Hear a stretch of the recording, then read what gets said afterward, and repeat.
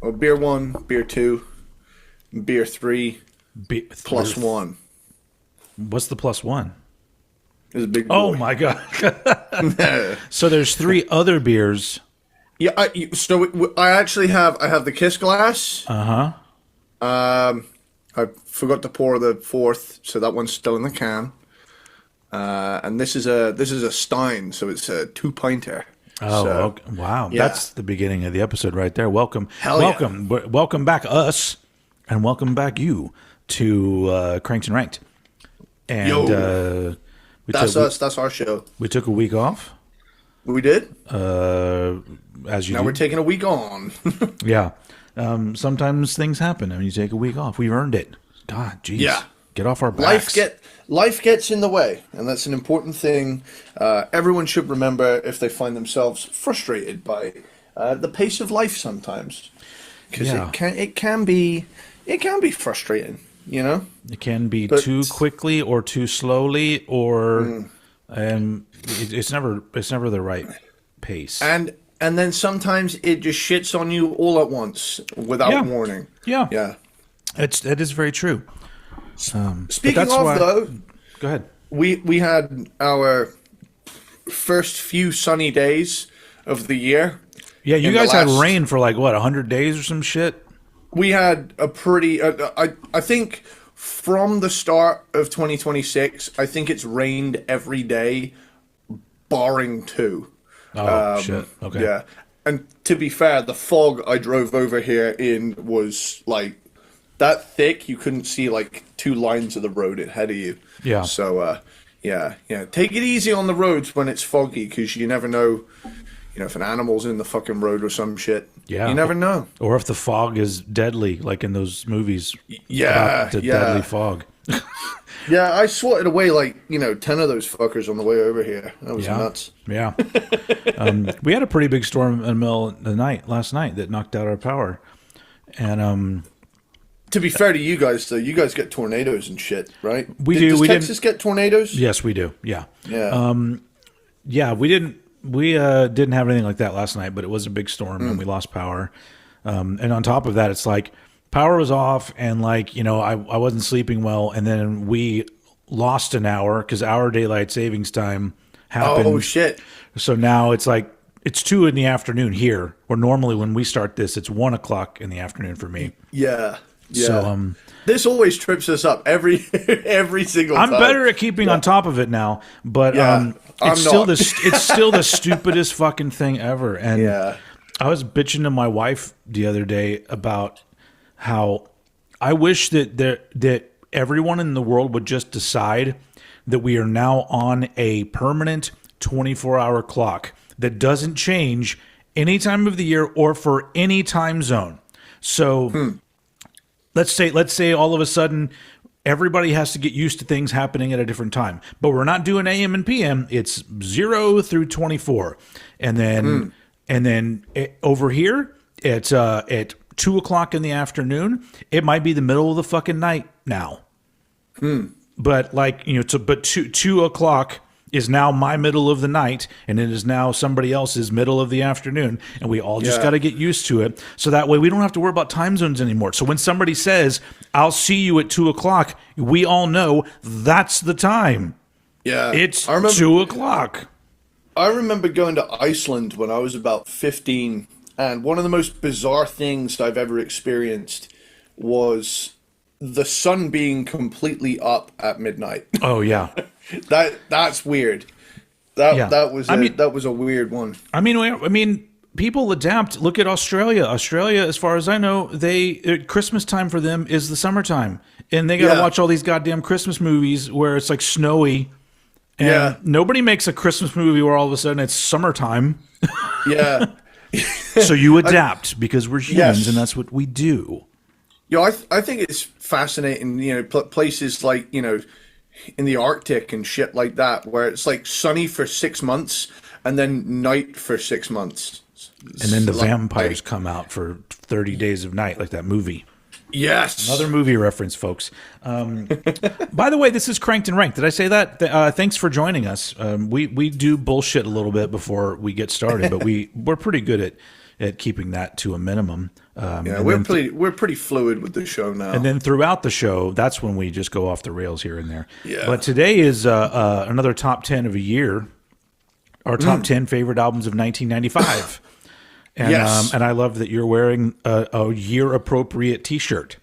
I try to do that. Sometimes I do. Sometimes I forget. But when I do, I'm wearing an Anthrax era-appropriate T-shirt. It's not the year, but it's a Sound of White Noise T-shirt. Nice. But nice. That didn't come out in 95. Hey, it's John Bush era, man. That's what I was saying. It's the correct era. So, bada boom, bada bing. So the way that we do these, if you're new to this, is these are our top 10 favorite albums of the year. So this should not be looked at as the 10 best albums of the year, because that's stupid. I've said that many times. Saying something is definitively the best or the worst is dumb, and I don't want to talk to you anymore. But not you. You're fine. Or you. And you. All of you are fine. And on the podcast side of things, you guys are great. Just keep going. So it's our top 10. And whenever we do years like this is always very weird for me, because I think about like the difference between you and I, because 1995 you didn't exist. 1995 I was in high school. It was my junior/senior year of high school. So this is all like the music of my high school years is the most important music of my life. And so 1995 is once again one of those years where I had to whittle down and remove a dozen or so albums that I'm like, oh, God damn it, I love that album, and it's gone. It's out because it's only 10. But, it is what it is. I'm sure you'll probably name a couple that I left out, and we're definitely going to meet in the middle for at least 2 albums for sure. Oh, yeah. Maybe more, but like two for sure. I feel like I'm looking at them right now. Yeah. And as usual, everybody at home, play along in the comments on YouTube. Put your 10 favorite albums of 1995. And if you're listening on the podcast side of things, send me an email at oldheadpodcast@gmail.com, and you can tell me your top 10 of 95, and then I'll probably read it on the next episode, which would be weird because it's not even about 95, but whatever. That's how this weird business of podcasts works. You can't, it's not a perfect science, but it is whatever. It is what? Anyway. If we were like super rich and famous podcasters that had like millions of listeners, so this was like our job, then I'd be like, you know what we should do? We should have a Patreon only follow-up episode where we read comments and talk about other people's favorite. But we're not going to do that until we're millionaires, folks. Okay. So just so you know, get to work. Yeah. Anyway, maybe at least paid for it. I would like to at least, it would be so nice to just make a living. Yeah. It's like people only do things because they get paid, and that's just really sad. Awesome. Always awesome. Wayne's World references are always awesome. Hey! Which you can hear every single day on Old Head Radio. Hey! Because I do have a station ID. Nice. Where I took that, and so I go like, something like nothing but Old Head certified bangers. Isn't that right, Mr. Scream? And he goes, nice. Go download Old Head Radio for iPhone or Android. Hell yeah, brother. And then, Anyway, where were we? Okay. 1995. And you will hear songs. When are we? Yeah. Oh, there you go. You will hear songs from all of these albums I'm going to talk about today on Old Head Radio as well. Nice. Also, go follow Eddie Sparxx' YouTube channel. I'm getting back to it. He's doing random stuff here and there. The last thing I saw was you did a song ranking for, was it Rust in Peace? Is that the one you did? Yeah, I'm kind of doing a bit of an experiment right now with getting back into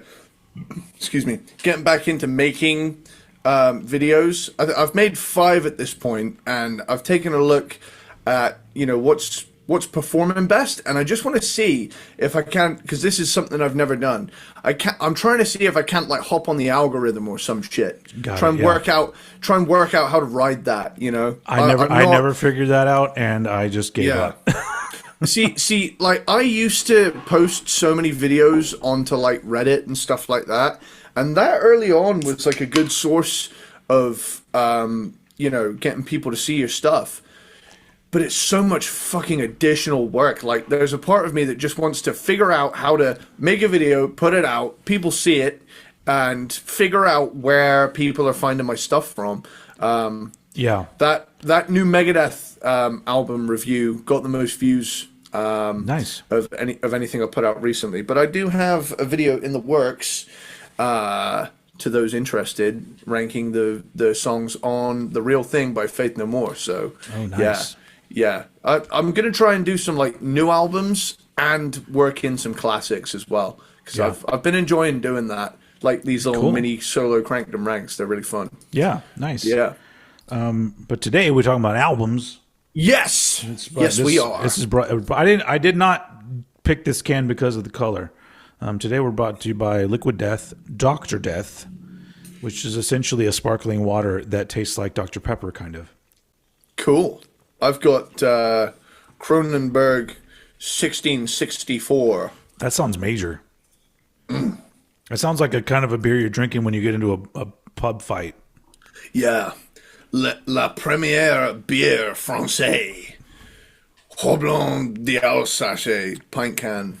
I'm trying every time I have one of these on the screen. I hold it up because I'm holding out for that Liquid Death sponsorship. Yeah, I feel like now that I don't drink anymore, I'm like, that's my new thing, because like these are perfect because they're pretty tasty and the can is fun. So it's almost like I'm still having a fun time drinking. Hell yeah! I just he scored my way into the bin there, which is great. And in case anybody's wondering, I am not quote unquote sober. I'm just not drinking. Yeah. So that meaning if I'm out and about and somebody says, "Hey, you want a beer?" I'm not going to be like, "No." I'm going to be like, "Yeah." Not that there's anything wrong with being sober. Good for you. That's a healthy choice. But speak for yourself. I'm kidding. We have enough beer for both of us with just you. To be fair, I would be drinking light beer. If it weren't for the fact if you were a pussy, you would be. Dude, that's what I've been drinking for the last month or so. But like, I've been trying to. I'm watching my figure. You see, the ladies are watching it too. Yeah, and I tell you what, the only reason I got like full on beer tonight was because for some reason they decided, we've got a fucking promotion on. Only thing is, we're gonna put the promotion beers out of the fridge where the beer shouldn't fucking be. So I went in there and I immediately went, well, oh well, bada boom, bada bing. Yeah, and here we are. Yeah. And let's just get on to doing top 10 in 1995. Let's just get on into it, huh? We don't really have to set it up anymore. Like, I was in high school, you were in your dad's testicles, and that was what was happening with us in 1995. Yeah, just chopping it up in the bowls, man. I was in there. I also started my first band in 1995. Oh, cool. In the beginning of 95, I think, if I remember right, my first band had our first show at my 17th birthday party, March 2nd, 1995. Wow. Now, there you go. In my parents' garage. That was the first. My band was called More. And that was it. The rest is history. And then I became the rock star that everybody knows and loves. From all my classic songs like,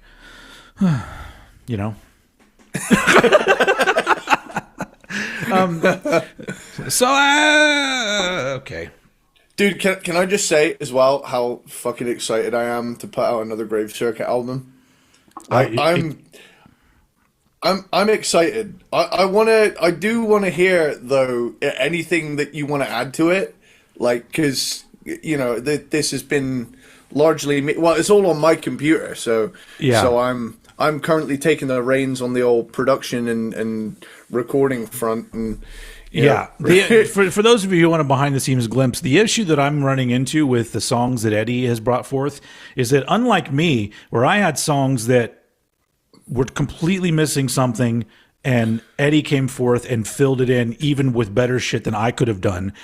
And on the case of his songs, he doesn't even need me on any of the songs. Dude, I still want a little bit of you in there. So I'm gonna. I think I'll do some backing vocals for sure, and then if I can maybe come up with some additional guitar, I think that's probably where I would shine the most, instead of because I really, it's for those of you who know the Grave Circuit thing.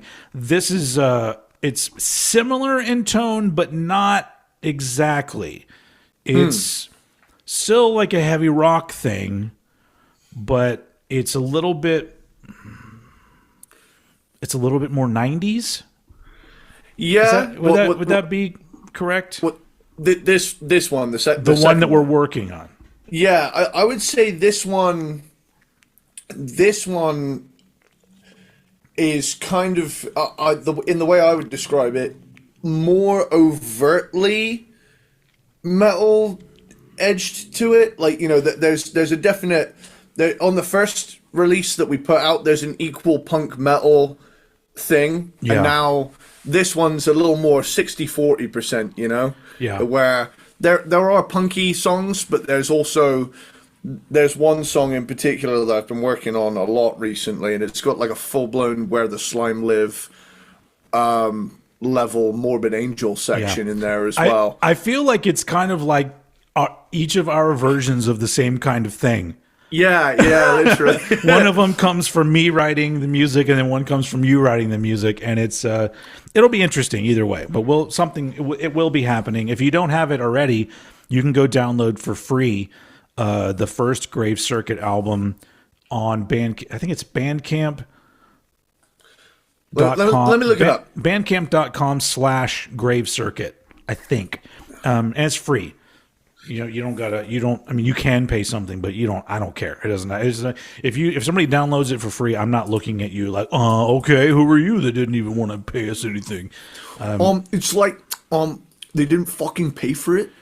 Yeah, it'd be a little bit different if we were a band like Metallica and we had spent $1 million recording an album, and then you leaked it to the internet. That's a different story altogether. Lars was right about all that. Absolutely. Yeah, we're good. Yeah. I want to make it very clear from that, I'm not clowning on Lars at all. He absolutely prophesized the state of the... He fucking left the band! Yeah, fucking right. Fucking right, Lars. Am I right? Is it bandcamp.com/Grave Circuit?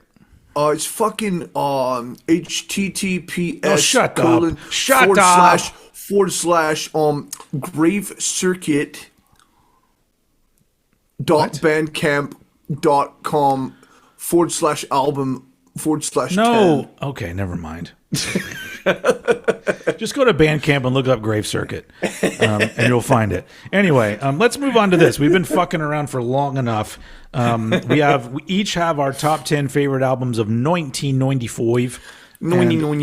And as usual, I'm gonna let Eddie Sparxx lead the way with his number 10 album from 1995. Cool. My number 10 for 1995 is Fear Factory's Demanufacture. All right. This album, for me, came at a time in my life where I'd just gotten a drum kit. Oh, that's dangerous. Yeah. Gonna work your calf muscles on that. Yeah, I had a lot of 3 a.m. cramps, I will say that. I can remember I specifically said, what is it? When I said I wanted a drum kit for Christmas, there was a lot of, where are we going to put it? Right over there. There it is. Oh, over there. But I specifically said, though, yeah.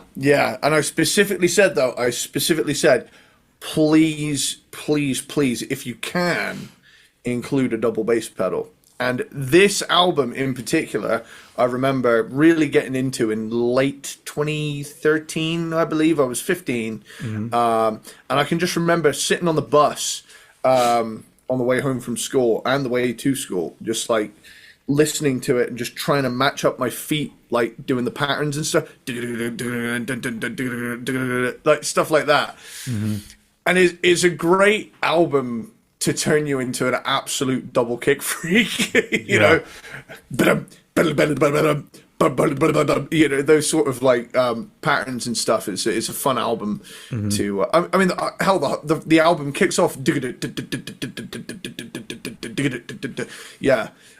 When did we rank Fear Factory? I feel like that's Jesus. Was that 3 years ago? Probably. It's been a while. Jesus Christ, that's ages ago now. Yep. God, but like I say, this is one of those albums that's kind of a combo of things. It's industrial, but it's also groove metal, and it's also death metal, all happening at once. Yeah.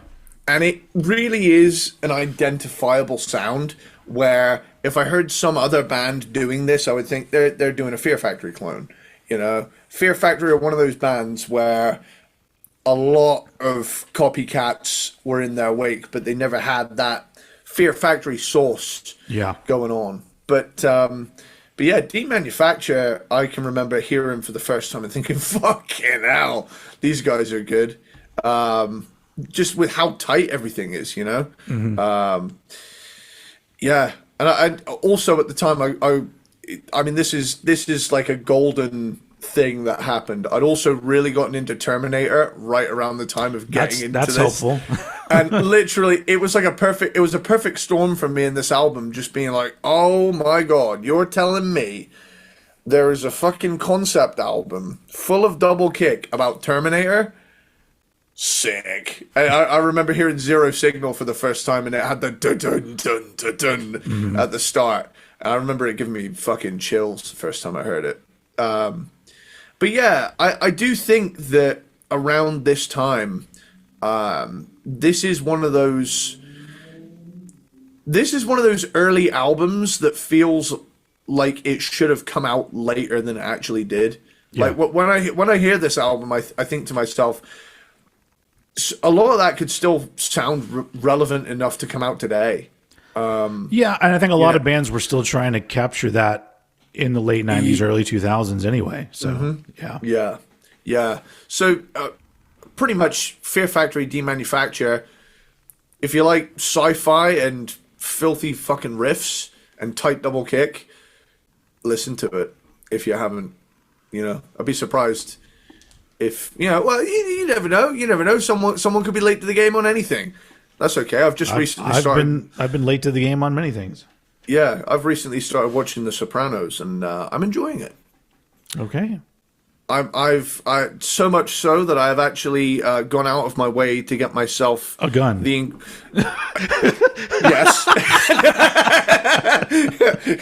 No, I've gone out of my way to source the necessary ingredients to make a sandwich that would do the mob proud.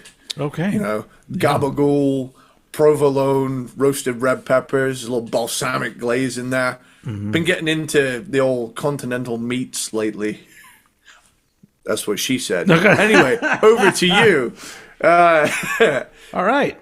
My number 10 album of 1995 is One Hot Minute from I'm glad you mentioned this. Hot Chili Peppers. Hell yeah. Not gonna lie, this is maybe my second or third favorite Chili Peppers album. But I think when we ranked the Chili Peppers, I think this may have been my number 2. Which is weird because, you know, this is the one that has it's the oddity. It's a polarizing record. Yeah, that's true, but also the fact that like most Red Hot Chili Peppers, you know, well, no, I guess and it's so weird to think about it because I'm like, well, people think about John Frusciante as the guitar player, and I'm like, well, no, because he wasn't originally the guitar player, but you know what I'm saying. There's the go-to guitar players, and this one has that guy on it, whatever that guy's name is. Dave Navarro, Jane's Addiction. Dave Navarro, not Lombardo. Those are two different people. Dave Navarro from Jane's Addiction is the guitar player in this. And honestly, like, this is the end of the Red Hot Chili Peppers for me because of the fact, and we've talked about this many times, not even just on that episode. Every Red Hot Chili Peppers album up to this one is a completely different experience in the world of Red Hot Chili Peppers. Yeah. And I love that kind of shit. And I love all of those albums. Yeah. And then after this, they put out Californication, and then they put out Californication like 10 more times. Yeah. Can I just chime in as well and say, I think it is complete revisionist history that people turn around and say shit like, you know, doesn't start, the good shit doesn't start until Blood Sugar Sex Magic. It's like, even if you don't like the first three, Mother's Milk is fucking great. Yeah, you know. I get it if you're introduced to a band with a certain type of sound. Yeah, I guess it makes sense. I don't know, yeah, but I always remember, like, I remember having a lot of conversations with people that would spark debates to where it was like, you know, I even had very close friends who most of the time, whose musical opinions I would take very seriously. However, Red Hot Chili Peppers was a hill that I would fucking die on, because I thought every ensuing release through the debut, and I'm even going to include Californication in this, because Californication was the first time they did the Californication sound. The only thing is, Californication onward is completely interchangeable, and they went from an absolutely crazy band that could put stuff out that, you know, frankly wouldn't be out of place on a fucking Mr. Bungle album. Sorry if that's sacrilege. I'm wearing a Faith No More shirt right now, so I mean, I'm not being funny. But, you know, we had an insane band that was putting out a different experience every time, like you said. Yeah. And then all of a sudden, when they turned around and decided to be safe and predictable, we're supposed to suck them off for that? Yeah. I don't know if I mean, I don't want to give them, I don't want to what's the word? Undervalue them as musicians. I don't think they chose to start doing similar sort of middle of the road stuff. I just think them, like a lot of bands, when they get older, that's where their brains go musically, because they're still a very talented band. And I've said it many times, Red Hot Chili Peppers is one of those bands that it hurts my heart that I don't like what they're doing. Dude, because they seem they're still a great band, and every time they put out something new, I give it a shot. And I can't say it's awful, but it's just it's basically putting out all these amazing classic records and then just putting out kind of okay records. Well, what was the running gag in our Red Hot Chili Peppers ranking back when I was still doing the track by track? Wow, great bass. Oh yeah. Like it was just great bass. You know, it was like, dude, the bass playing's fucking killer, but like, you know, if I wanted to watch Flea kick ass, you know, some of Flea's most insane shit is on the first 6 albums. Yeah. You know? Yeah. And then, you know, obviously, like, the weird thing about me that I've learned is that as much as I like Mother's Milk is my favorite Red Hot Chili Peppers album, but Hillel is my favorite Red Hot Chili Peppers guitar player. And my second favorite guitar player from Red Hot Chili Peppers is Dave Navarro. Because, like, John Frusciante is a very talented guy, but his shit is just kind of like, And the only reason Mother's Milk works for me is because the producers were all like, nah, make it more metal. Yeah. But on this one, Dave brings his own little sort of psychedelic hard rock kind of flavor.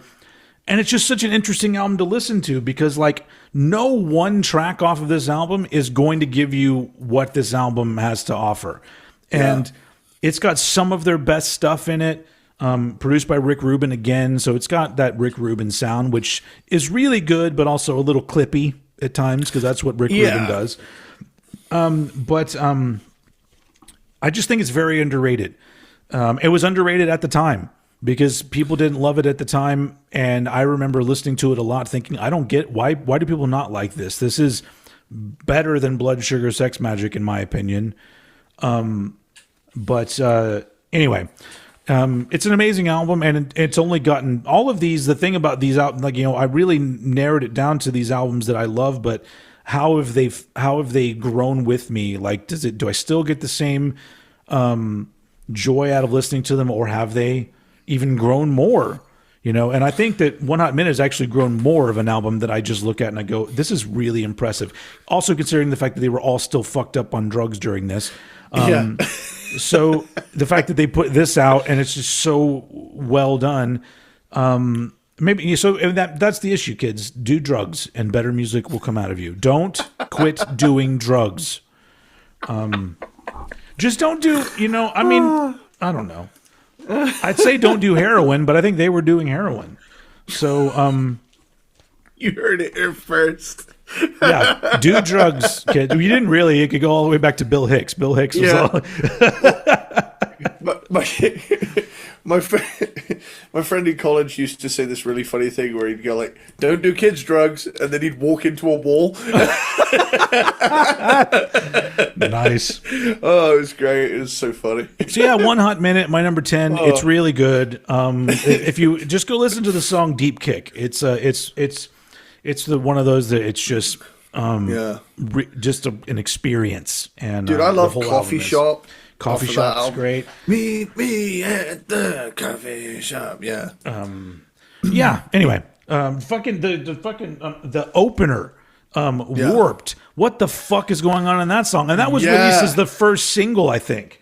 And it's just so like, what is happening? Okay. Anyway, and that's what I want from Red Hot Chili Peppers. I want to occasionally during their album go, wait, what's happening? As opposed to going, oh, that's happening. So I think a nice, just to wrap this up, I know that this came out several years prior, but I always think like a good litmus test, if you're ever wondering who I am, remember that Uplift Mofo Party Plan is my favorite Chili Peppers album. Yeah. Listen to that and really study the album cover, and that's pretty much me. Like, it's absolute fucking insanity. Which the same sort of thing where like they were able to pull off having kind of bizarre songs, but also really beautiful poppy songs and just regular rock songs. Like they did whatever the fuck they wanted. And I guess they are still doing whatever the fuck they want, I think. I don't know for sure. But maybe they do have band meetings where they're like, guys, look, I'd say let's do something cool, but we just got to do the same shit because we want to keep our houses. All right, cool. Anyway. Dude, I think even... I remember reading somewhere that Flea said it was the most rockingest album they ever did, and I think that might be why I like it, is like there's an unapologetic bombast to it. To what? To Uplift Mofo Party Plan. Oh, okay. Yeah. Like there is no sense that they are toning it back for anyone. Yeah. And I just love how brash and nuts it is. Yeah, I just think, and I mean, really, to like, there's two important things with Chili Peppers. They started off as a band that scared your mom to a band that your mom listens to. They went from a band where the lead singer is obsessed with pussy to the singer is obsessed with California. Like that's. So that's the two different areas of the Red Hot Chili Peppers. It's part of his recovery program. I guess so. He's like, what do you want to write about today? Pussy. No. What did we talk about? Say it with me. State. California. Yeah. It has to be a state. What about Hollywood? That's fine. Hollywood, fine. Hollywood, California, not allowed to sing about pussy. Not to say that they didn't write California songs before, because they are from California. But anyway, I'm sorry. That's a lot of. It's like this is not the Red Hot Chili Peppers episode. What is your number 9 album? My number 9 is the only album from this group, Above by Mad Season.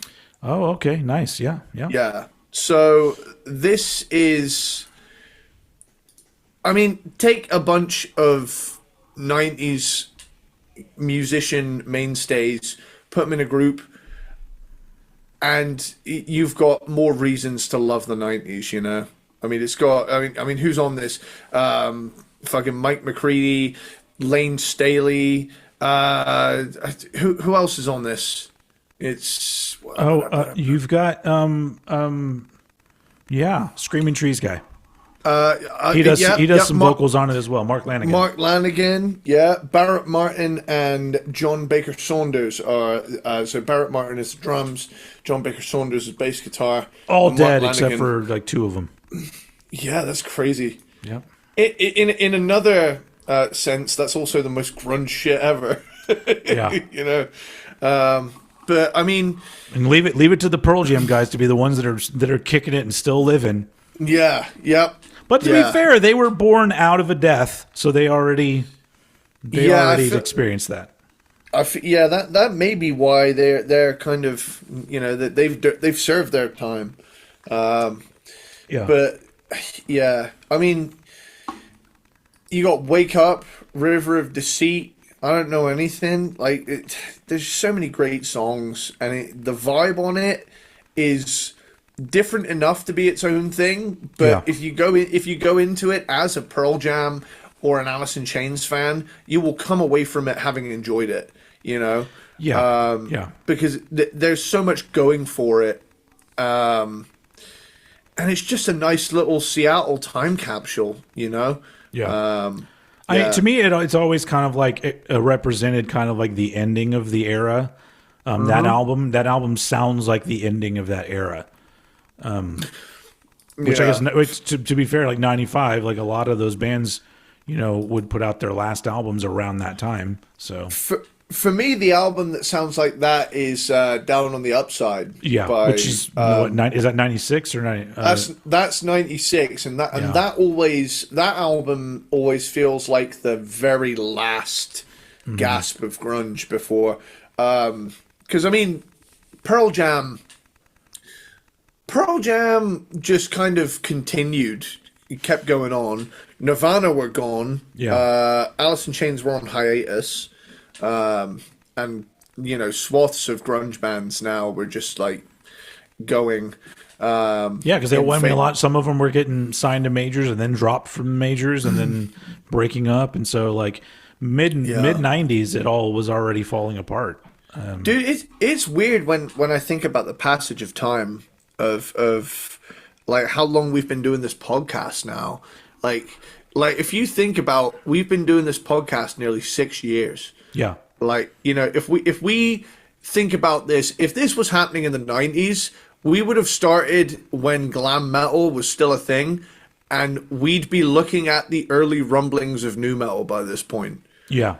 That's fucking insane. Yeah. That's absolutely insane. Like, considering one of the many reasons that I will say, it is an opinion, but I have a very strong opinion that the 90s is the greatest era of music.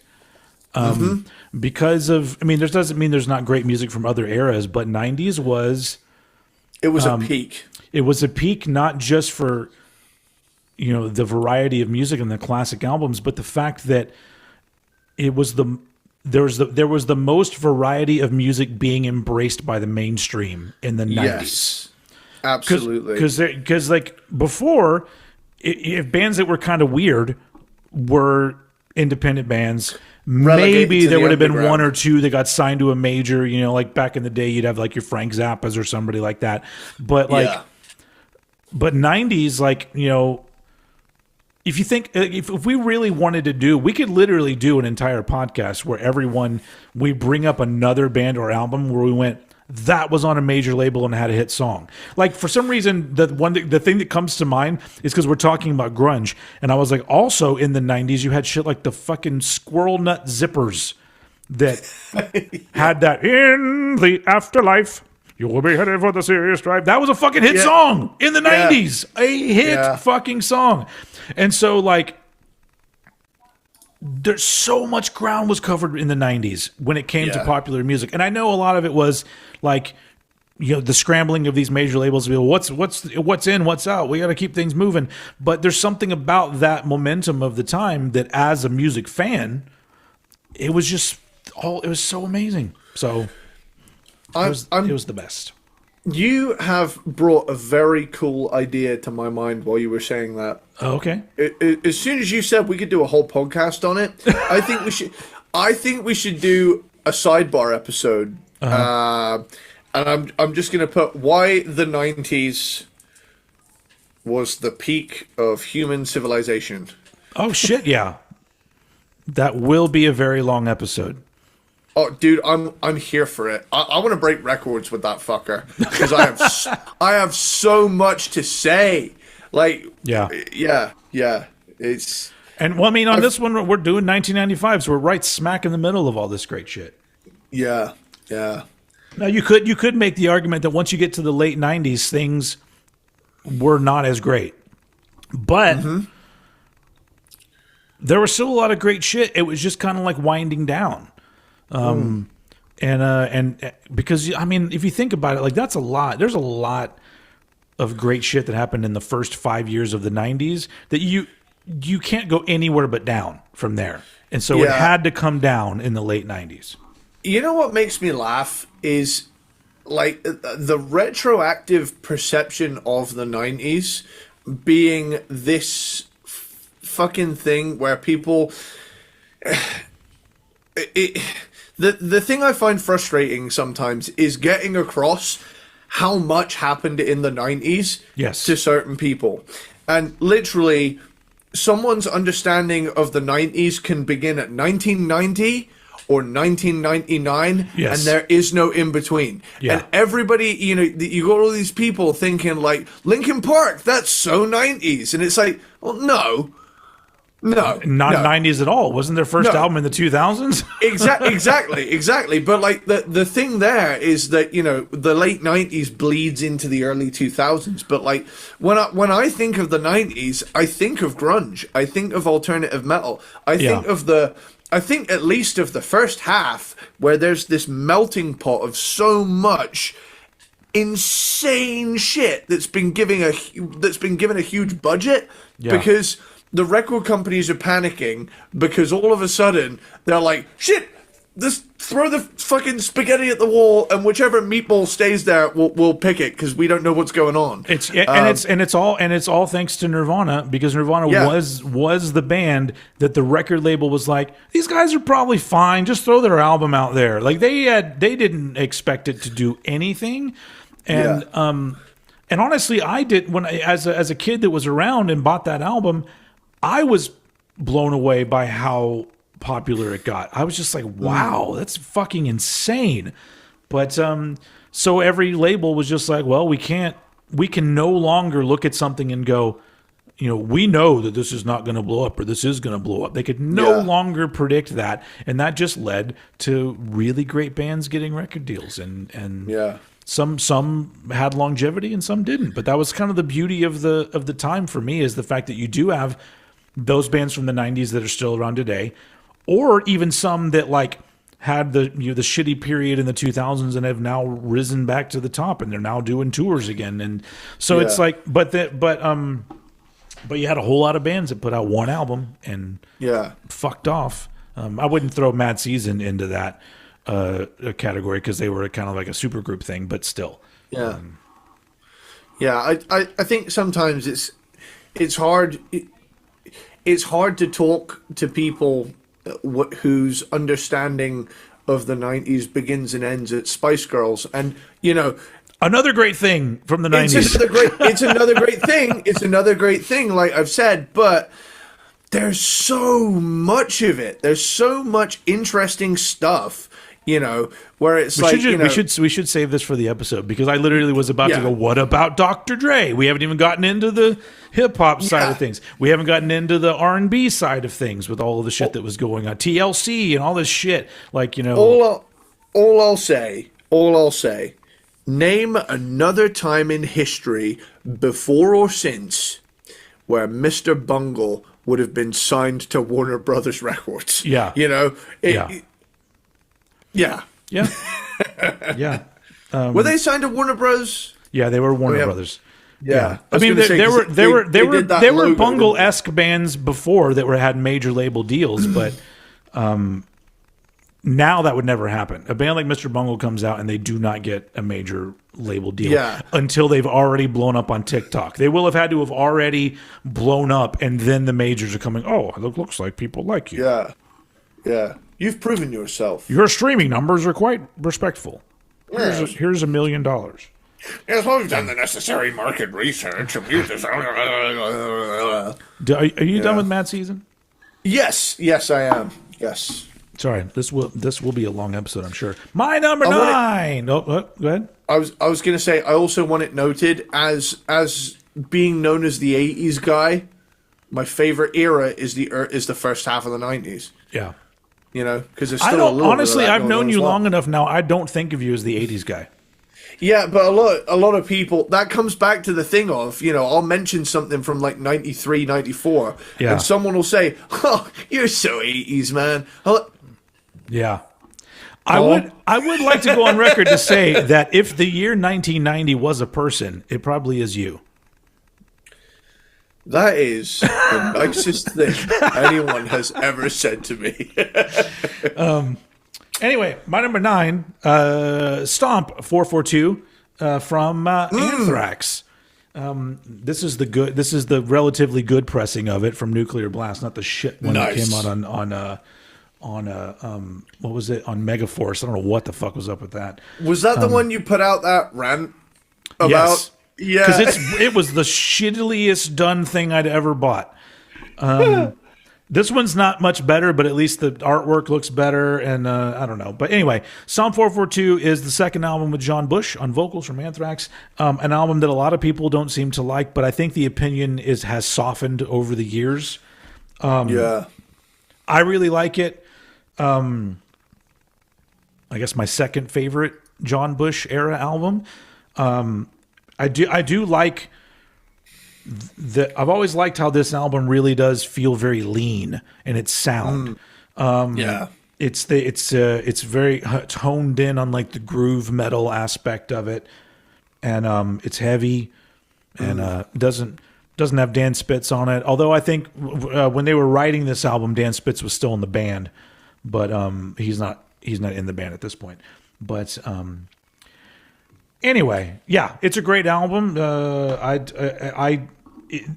the time, it's one that like really had to kind of grow on me because I liked things about it in the beginning, and then other things that I wasn't quite sure that I liked, and then over the years, it's grown to where I like everything except for. To me, honestly, the weak point of the album is the song "Bear," the one that closes it out,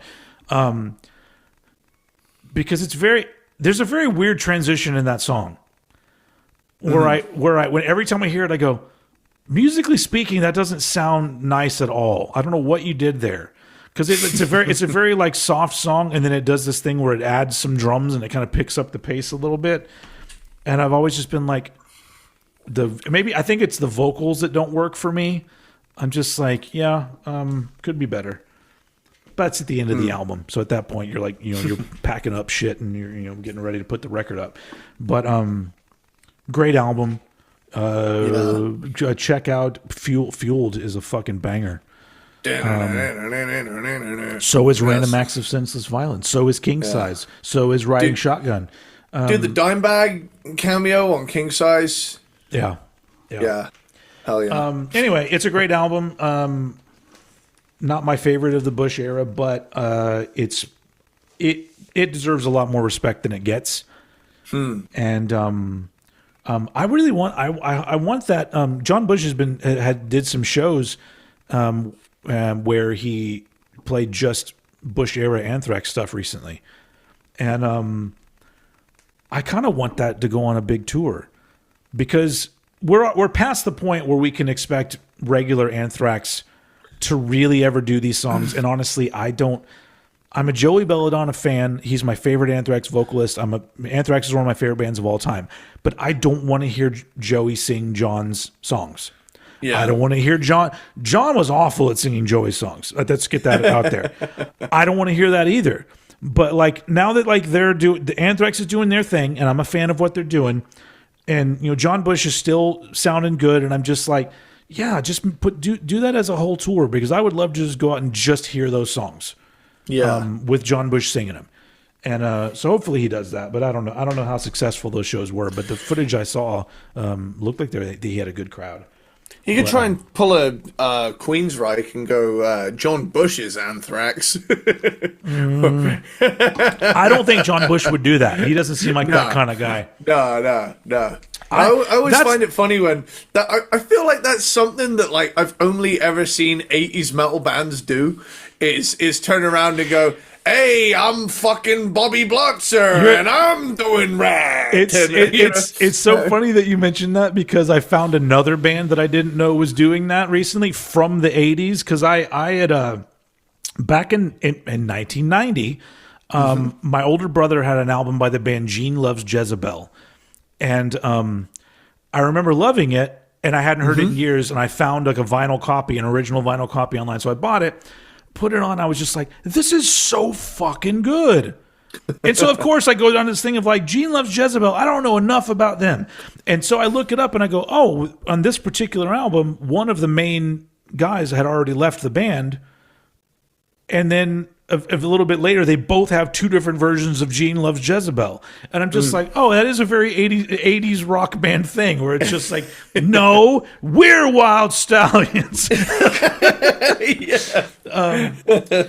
the weird thing about that band in particular, we should do a ranking of Gene Loves Jezebel because that particular album, which is called Kiss of Life, you will fucking love it if you've never heard it. Yeah. Came out in 1990, and it sounds like it. It sounds like 1990, where it's got it's got a little bit of 80s rock. Gene Loves Jezebel, and the album is Kiss of Life. I'm seeing a still from a music video, and I'm sold. Yeah, but I don't know enough about them, and like they're a band that like doesn't have a whole lot of information out there for a band that had hits in the 80s and actually was kind of a big deal, especially in the UK.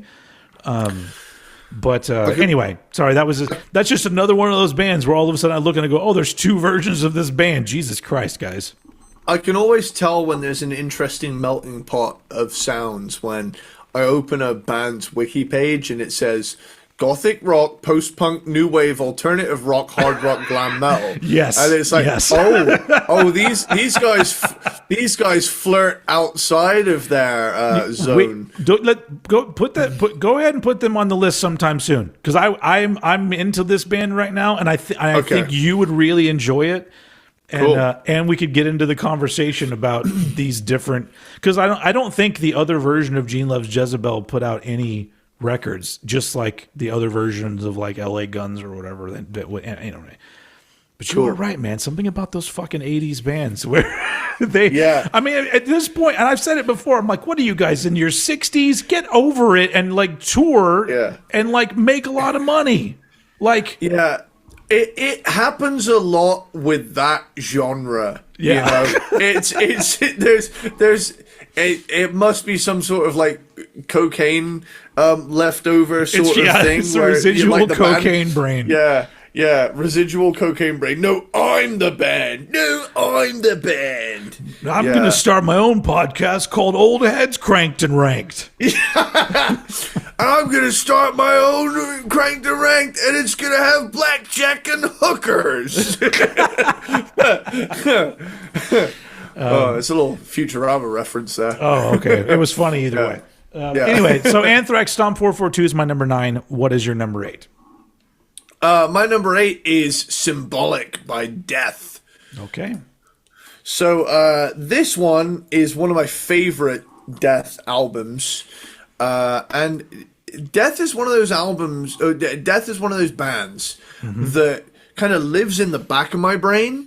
Yeah. But then when I stick them on, I'm like, why don't I fucking listen to Death more? You know? Death metal as a whole is a genre that I should listen to more. Yeah. But it's just, you know, it's one of those genres where, you know, it's almost like I have to kind of carve time out for, because it's like, you know, I'm around a few people in my life sometimes where it's like, it's hard to break out Symbolic by Death. Yeah. You know? Yeah. You know, so very often I have to like be kind of in a solitary moment and just decide, you know,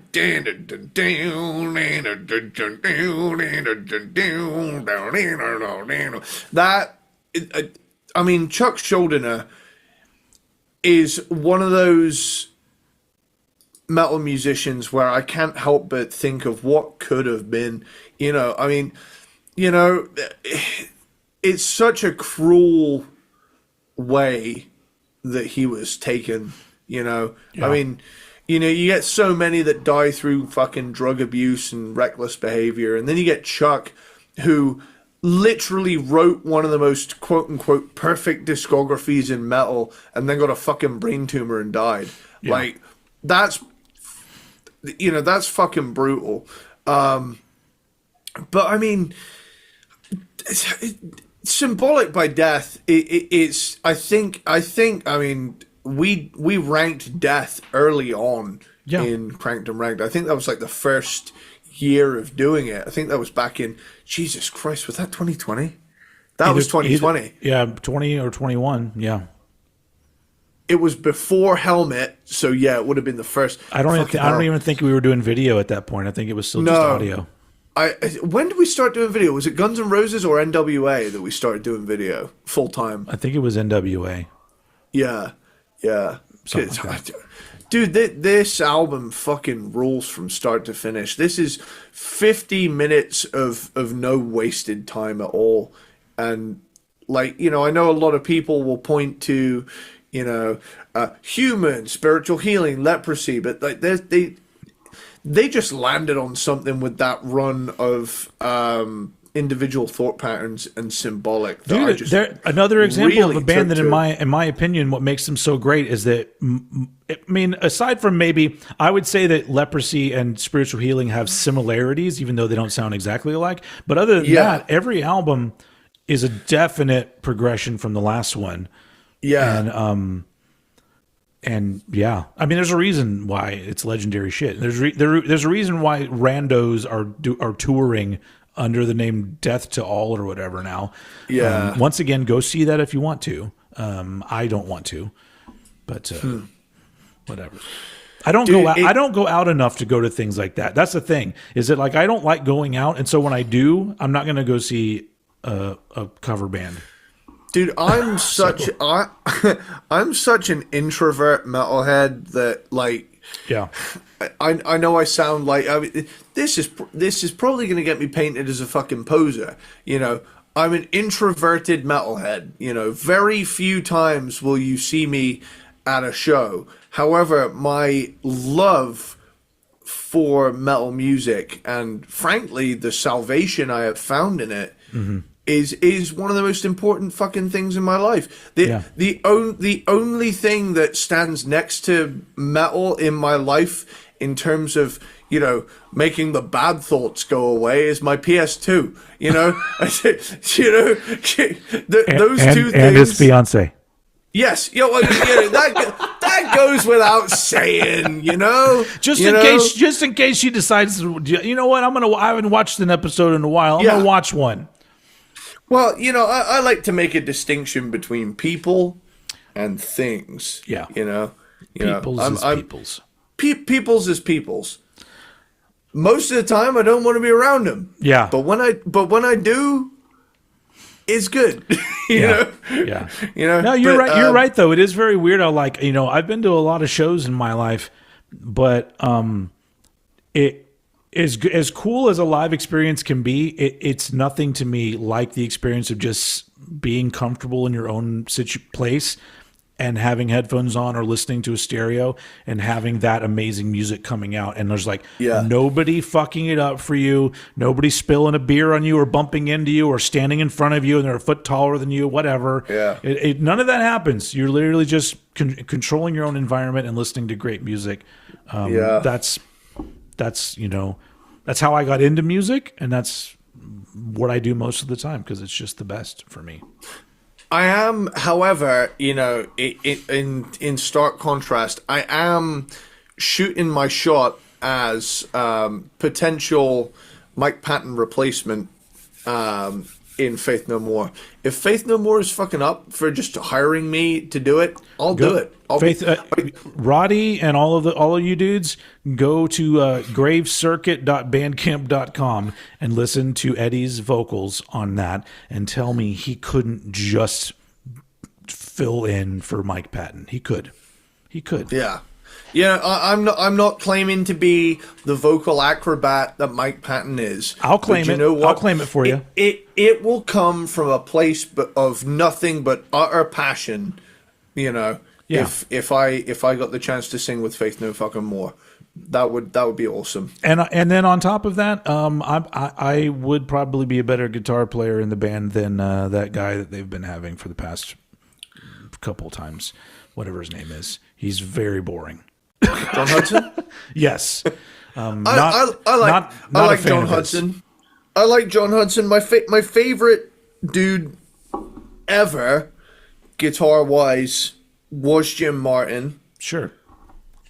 But I'm gonna come at this from the angle of my favorite album of theirs is Angel Dust. Yeah. You know, which has Jim Martin on it still. I know he wasn't like. Yeah, he wasn't into it. Imagine if you had like a Jim Martin guy, but he was into Angel Dust. And I'm like a little guy that like runs around so that would be me. I'll even wear two different colored pairs of glasses and everything. Yeah. And I'll join as the guitar player. And yeah. I mean, I'm not as good as Jim Martin or John Hudson, honestly, but I could learn.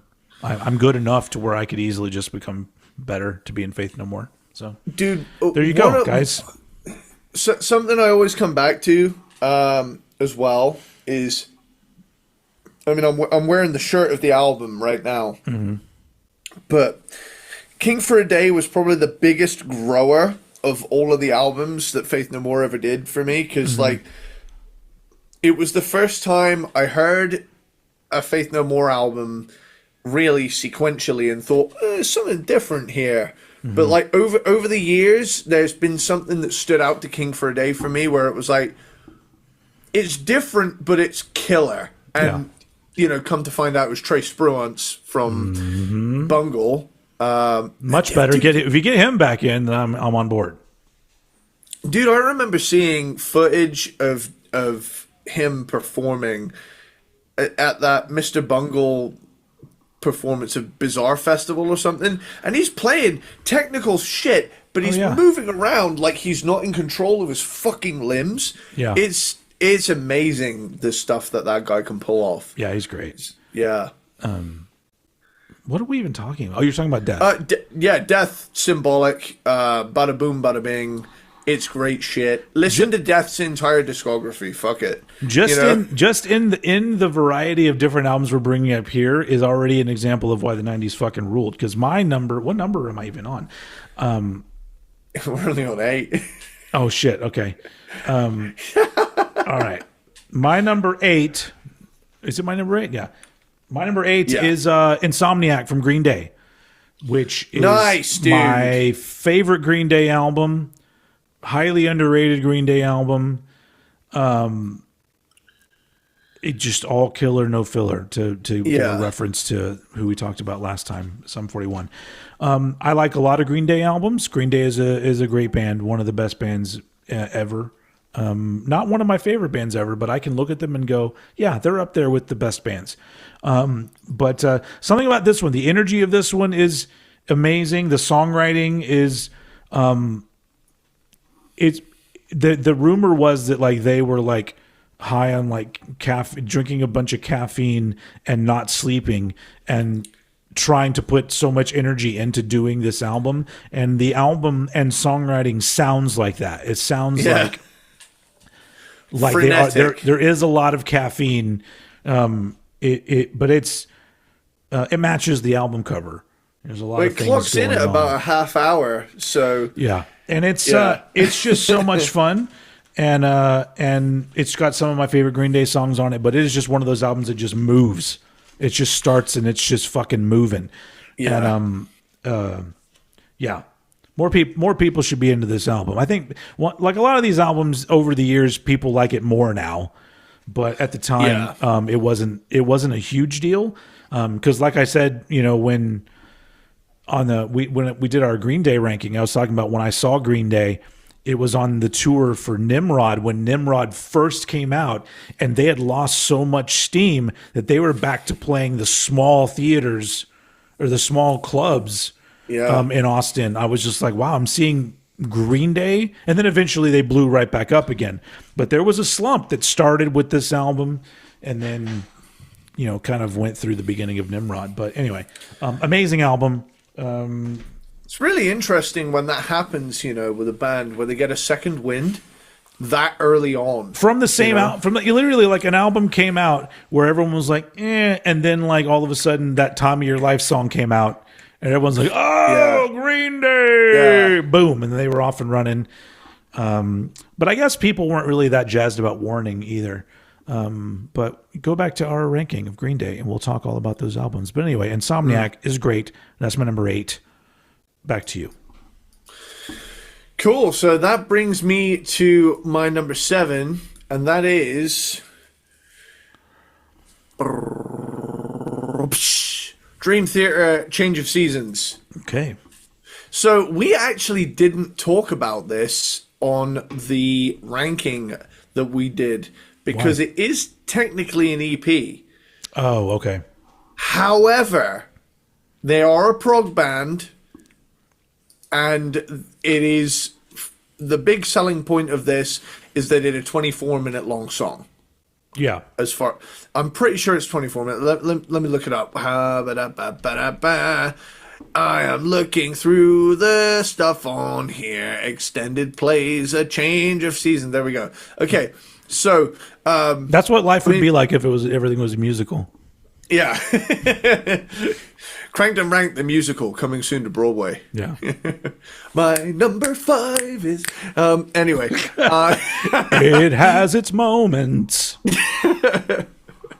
Front loaded but overall enjoyable experience. Anyway, so we got Change of Seasons. It's an EP, but it's one of those where it's longer than most people's albums. Well, it's almost as long as this Green Day album. It's actually almost twice the length. So it is. Okay. Yeah. So technically it's an EP, but it is 57 minutes and a half long. So it does have 5 tracks. 4 of those are live tracks. But that's why it's an EP, because it's not original material. Okay. Exactly. So it's considered an EP. So it's one of those albums, or EPs rather, that really plays with the idea of what an EP is. But that Change of Seasons song, man, like that is a progressive metal band that is on fire in terms of their players and their writing. I'm not going to break down all of the movements from the song. Actually, I think the best performance of this song is from the live 2000. It's from the live in New York live performance, where everybody's even James LaBrie's giving his best performance in that, as well as there's a few fun little things thrown in for the musicians to go with. But there's a fun feel to this as well, where there's a couple of medleys and other live recordings of covers and stuff. Like there's track 2 is "Funeral for a Friend," "Love Lies Bleeding," which is an Elton John cover. There's a "Perfect Strangers" Deep Purple cover. There's the Rover "Achilles' Last Stand," "Song Remains the Same," Led Zeppelin medley. And then the last one, the big medley, closes the album out, and it's a mashup of "In the Flesh" by Pink Floyd, "Carry On Wayward Son," Kansas, "Bohemian Rhapsody," "Lovin', Touchin', Squeezin' by Journey, "Cruise Control," Dixie Dregs, and finally "Turn It On Again" by Genesis, which is a fun listen. Yeah. It's one of those albums, or one of those EPs rather, that toys with what an EP is, and I've always liked it for that. But that Change of Seasons song, I fucking love it, especially the live version from that. I want to make sure it's the right one if people go off listening for it. fuck, what's it called? Dream Theater. Da, da, da, da, da. Hang on, scrolling, finding out what it's called. Da, da, da, da, da, da, da, da, da, da, da, da. I am filling dead air with stuff that I am saying. So this is more like the hip hop one. Like what's that? Yeah, Hamilton. This is like the Hamilton. Yeah, Cranked and Ranked. Metropolis 2000s scenes from New York, and there is a kick-ass performance of A Change of Seasons at the end, and I've always loved that performance. So yeah, so far we've had groovy industrial, a grunge supergroup, death metal, and progressive metal, and pop punk. And pop punk, and there's so much left to talk about, which again is a case for why the 90s were something else, man. The 90s fucking ruled. The 90s fucking ruled. All right, my number 7. This is the only album on this list that I was a latecomer to. For some reason, this just wasn't on my radar at the time. But once I discovered it, it's one of my favorites of the 90s, and that is the debut album from Orange 9mm, Driver Not Included. Anyway, this album is fucking amazing. Produced by Dave Jordan. Rest in peace, Dave Jordan.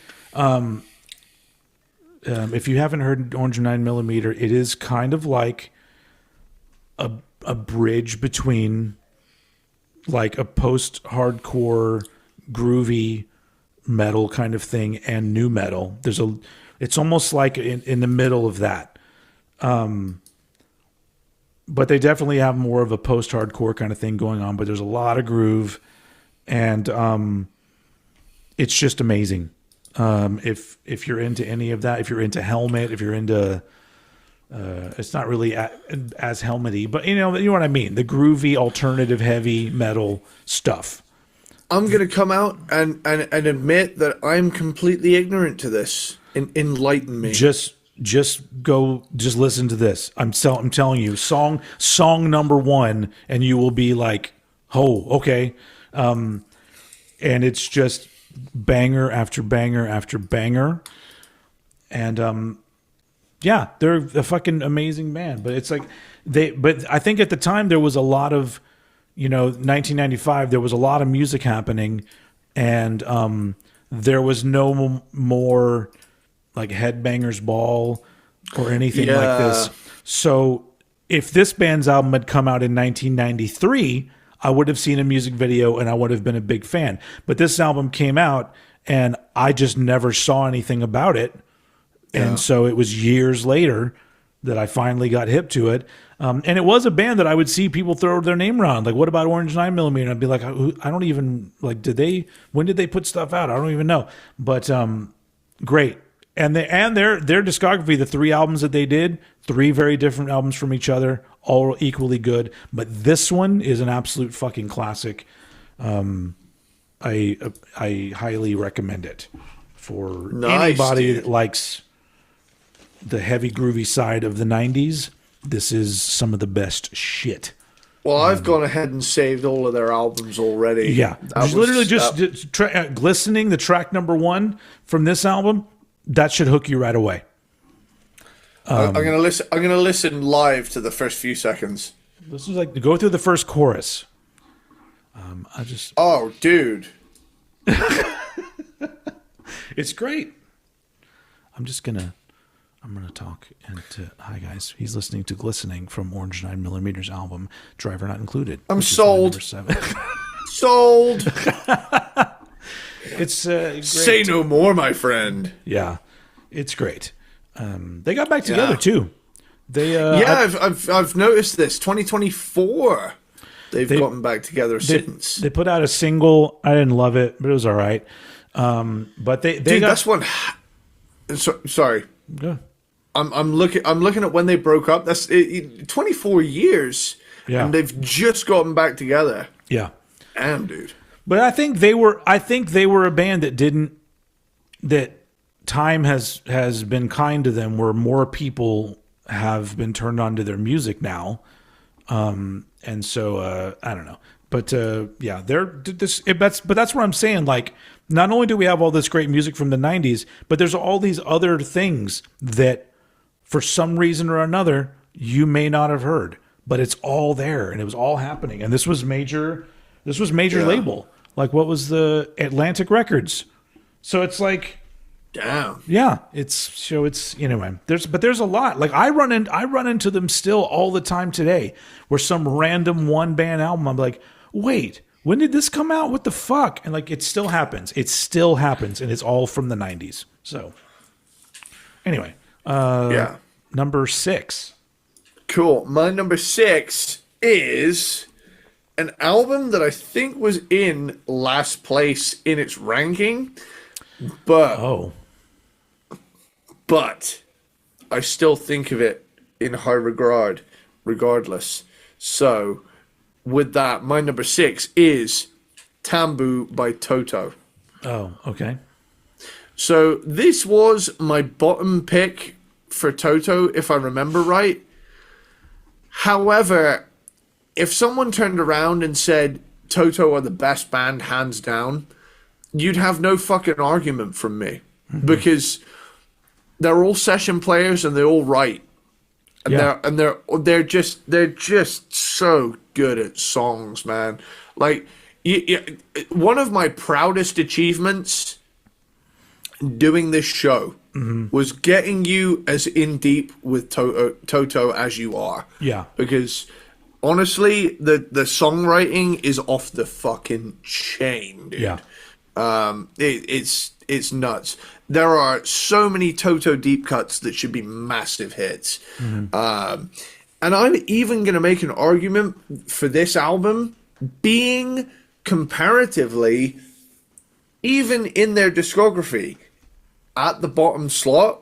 I'm still going to say, songs I will remember, Turning Point, Drag Him to the Roof, even the Dave's Gone Skiing instrumental. There's so many moments on this that would be any other band's finest moment. Mm-hmm. Like that, it's just next level how good the writing and the musicianship is in Toto. And they really are an example of that everything band where it's not necessarily the most accessible music to be able to just turn around and play, like Nirvana, for example. Sure. Like you turn around and you look at grunge, where all of a sudden, in an era where it was like,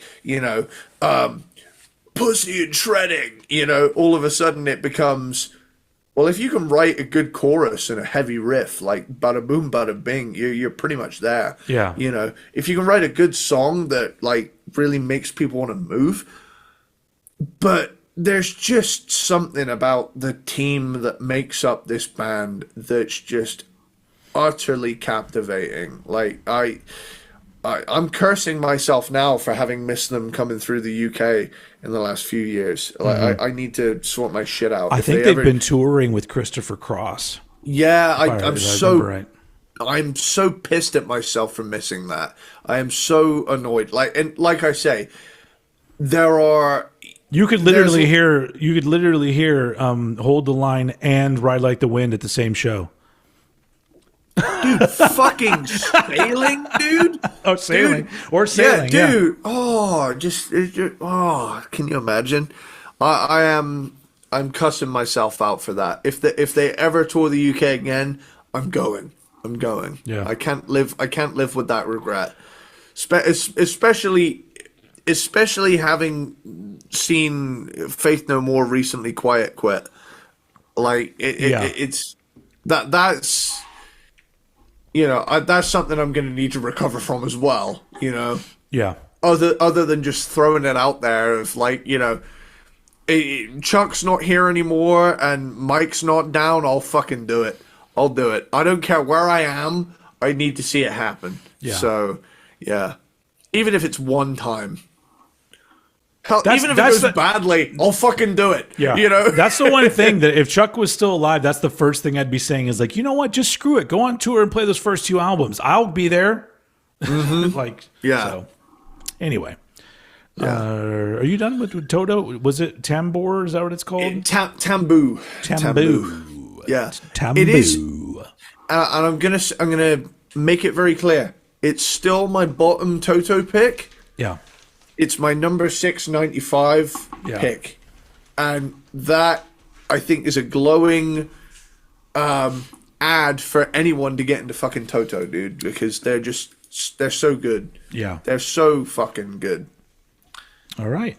So, my number 6, this is one of the ultimate examples of an album completely coming around to not only me, but to now like the entire fan base of this band.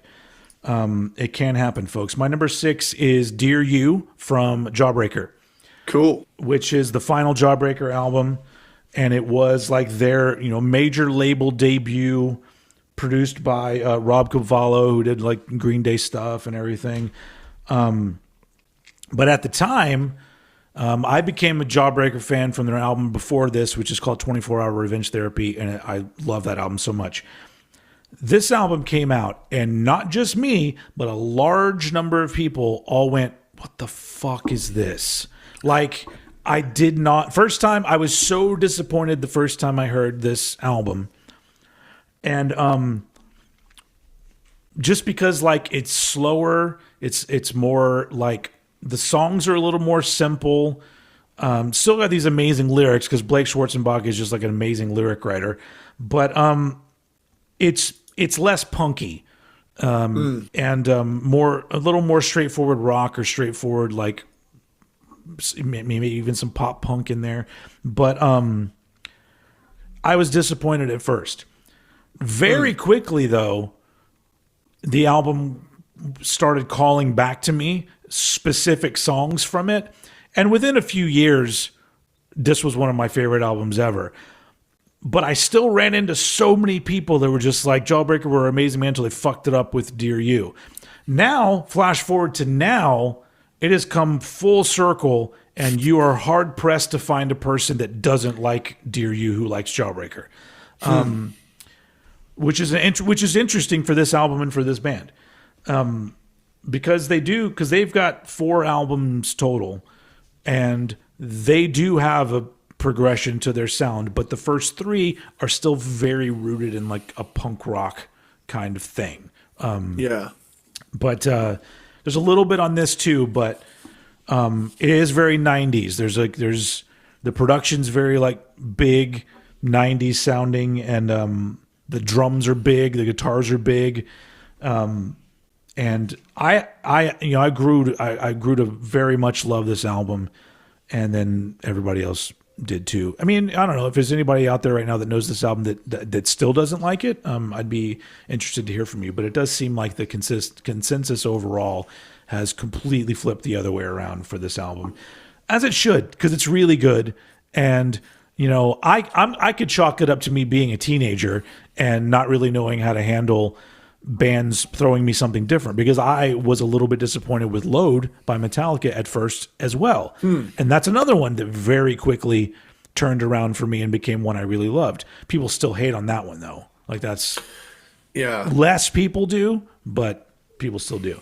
But that's 1996. That's not this episode. But anyway, Jawbreaker, Dear You. I would say if you don't know Jawbreaker, don't jump in on this album. Actually, I don't know. From a 90s standpoint, maybe do. But I'll do it out of spite. Yeah. But 24 Hour Revenge Therapy is where that's where I started. So that's the one where I go, well, that made me a big fan. So, I mean, that would do it for me. Anyway, Jawbreaker, Dear You, my number 6 of 1995. Cool. Okay, so I guess that brings us to my number 5. Top 5. Top 5. My number 5 is Mr. Bungle's Disco Volante. This is one that got nudged out of my top 10. And this is one that took a lot of time to grow on me. Because the jump from the first Bungle album to this is huge. I mean, if you're thinking about it, is I remember showing my friend in college the Bungle album, and he was like, it's like someone took early Chili Peppers and made it have sex with Primus and an undisclosed thrash death band, and that was the result. And it was like, yeah, that's fucking sick, right? Hell yeah, it is. Okay. Now we're going to have Disco Volante, and first and foremost, it makes it very clear that it's not any one stereotype of anything. Yeah. It's very boundary breaking, holy shit, what the fuck am I listening to? Yeah. And like from the very first moment of the album, like it's heavy, but there is absolutely any expectation you had from the previous album is shattered in seconds with Everyone I Went to High School With Is Dead. Yeah. You know, following that up with Chemical Marriage and then Carry Stress in the Jaw, that entire like first 10 to 15 minutes is like earth-shatteringly different. Yeah. Desert Search for Techno Allah, you know, adding an EDM edge to it with some like Eastern influences. There's so many moments on this album that just take convention and for want of a better term, fuck it in the ass. You know? Yeah. And I mean, you got Platypus. I mean, Platypus was the quote unquote single from this. Yeah. And the best way I would describe this album is it's like trying to watch Rocco's Modern Life while your friend is blaring Cannibal Corpse in the room across from you and he hasn't closed the door. Like, there are moments on this that make me feel like I'm watching a 90s Nicktoon, and then all of a sudden there's like moments going on. Yeah. And when I want to be violently thrown around by music, this is where I head, to be honest. There's levels to that, and it's an album that I do have to be in the right mood for, but when I am in the mood for it, it's one of those that just, it grabs you and it does not let you go. It is an album that there cannot be any distractions when I listen to it. I get utterly annoyed if I can't just sit and listen to it because I just feel like I don't know. It's not background music. It's so entertaining to me to sort of just listen to everything unfolding every time that I'm just like, I'm not, I have to just sit down and be a part of this album. I'm not just going to throw it on and go do chores. That's not how it works for me. I don't think, and now that I've thought about this, here's an interesting thing that I've just thought of as an observation. I don't think I've ever listened to this album any other place than my car. Oh, interesting. Because I cannot be disturbed in my car. Yeah. I'm in my car. Yeah. I'm driving around, unless somebody rings me, there are no disruptions, unless someone physically gets in the car, turns it off and gets back out, there's no stopping this album. But you get carjacked and all the guy wants is for you to turn Mr. Bungle off. He's like, look, just turn this shit off. All right. Bye. It's like, no, motherfucker. If you're going to hold a Glock to my head, you're going to listen You're going to have to kill me. Yeah. I can remember like the one and only time I've ever been jump scared by an album is one of the songs in The Bends, I think. Is it The Bends or is it Mamishka Mal's Squaws or something? It's a late album song. Yeah. Man, I didn't know it was structured like this. Hang on. So this is interesting. I've never actually taken note of this. So you got track 1, track 2, so Everyone I Went to High School With Is Dead, and Chemical Marriage, and then Carry Stress in the Jaw is broken up into 2 sections, Sleep Part 2 and The Secret Song / Spy. which I'm guessing is the wah, wah, wah, wah, wah, wah, wah, wah, wah, thing. Then you got a few more. And then Sleep Part 3 is Phlegmatics. And then the Bends is actually 10 different tracks, smaller tracks, broken up across one 10.5-minute thing. Well, interesting. I didn't know that. That recontextualizes that whole part of that album. Yeah. Man. I mean, really, do you really know, unless you're listening to a CD, where the one part ends and the next one begins? Because just listening to it on vinyl, I can't go, okay, that's where this part starts. I don't know. To be honest, I don't think it even does that on the CD. I think it's just one track that lasts 10.5 minutes called The Bends. But we should literally do a Grave Circuit song that's only like 1.5 minutes, but we'll have like 10 different sections in it, under the title. Only we know where these sections are. The entire thing is just like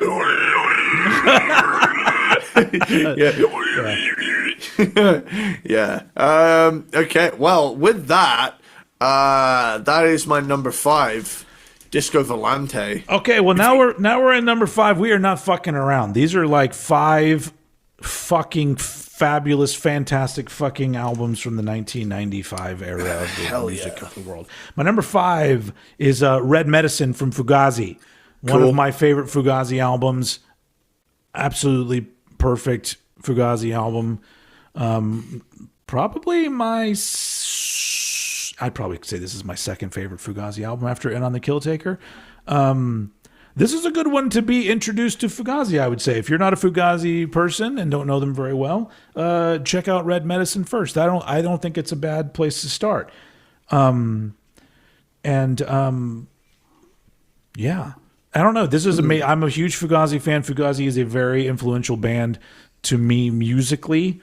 And we talked about them. We did a Cranked and Ranked couple years back of theirs. I feel like this is the most. Yeah, there's something about this album that really feels like it's a good gateway to Fugazi. Don't let people tell you that 13 Songs is the way into Fugazi, because I realize that everybody's go-to track is Waiting Room, but that's an amazing, groundbreaking recording right there. But I feel like they nail it. The Fugazi thing with production and their musicianship and their songwriting, I feel like everything kind of, I would say like even above and on the Kill Taker, which is my favorite, I think this one is kind of the best combination of all the things that are Fugazi right here. So it's amazing. I don't like that it's my number 5. I want it to be number 1, but there's 4 other albums that I went, oh well, shit, I guess not. So anyway, my number was what? Is that number 5? Yeah, number 5, Red Medicine by Fugazi. Okay, cool. That brings me to my number 4. Number 4, which, funnily enough, is another EP, and it is Hidden Treasures by Megadeth. Okay. And this is one that I've always loved because I wouldn't call it an EP. I'd call it a compilation. Yeah, it's a compilation. It's 8 tracks, right? Actually, let me look at the runtime.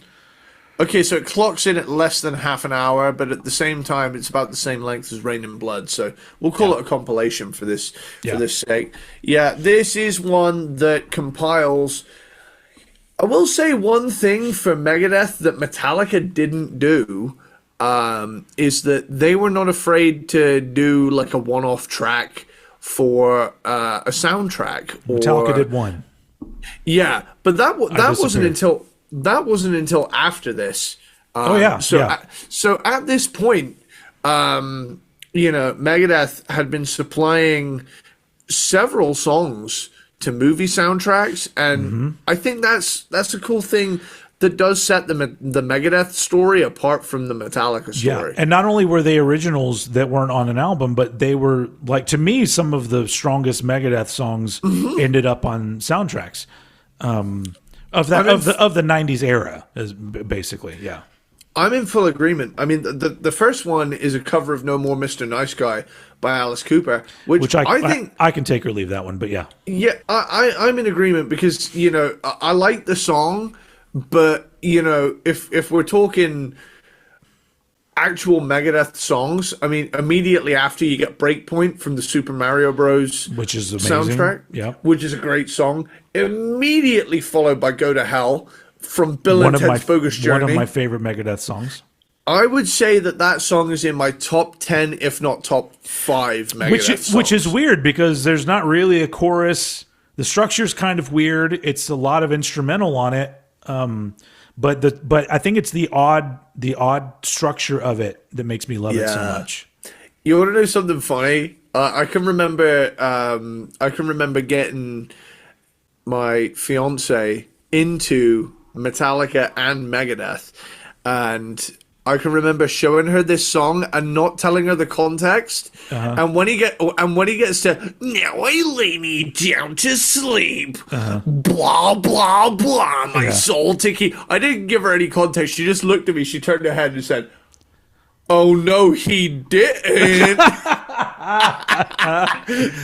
And I actually didn't break it to her that this came out before Enter Sandman because it just made me laugh so much. Yeah. But it literally came out while they were recording the Black Album.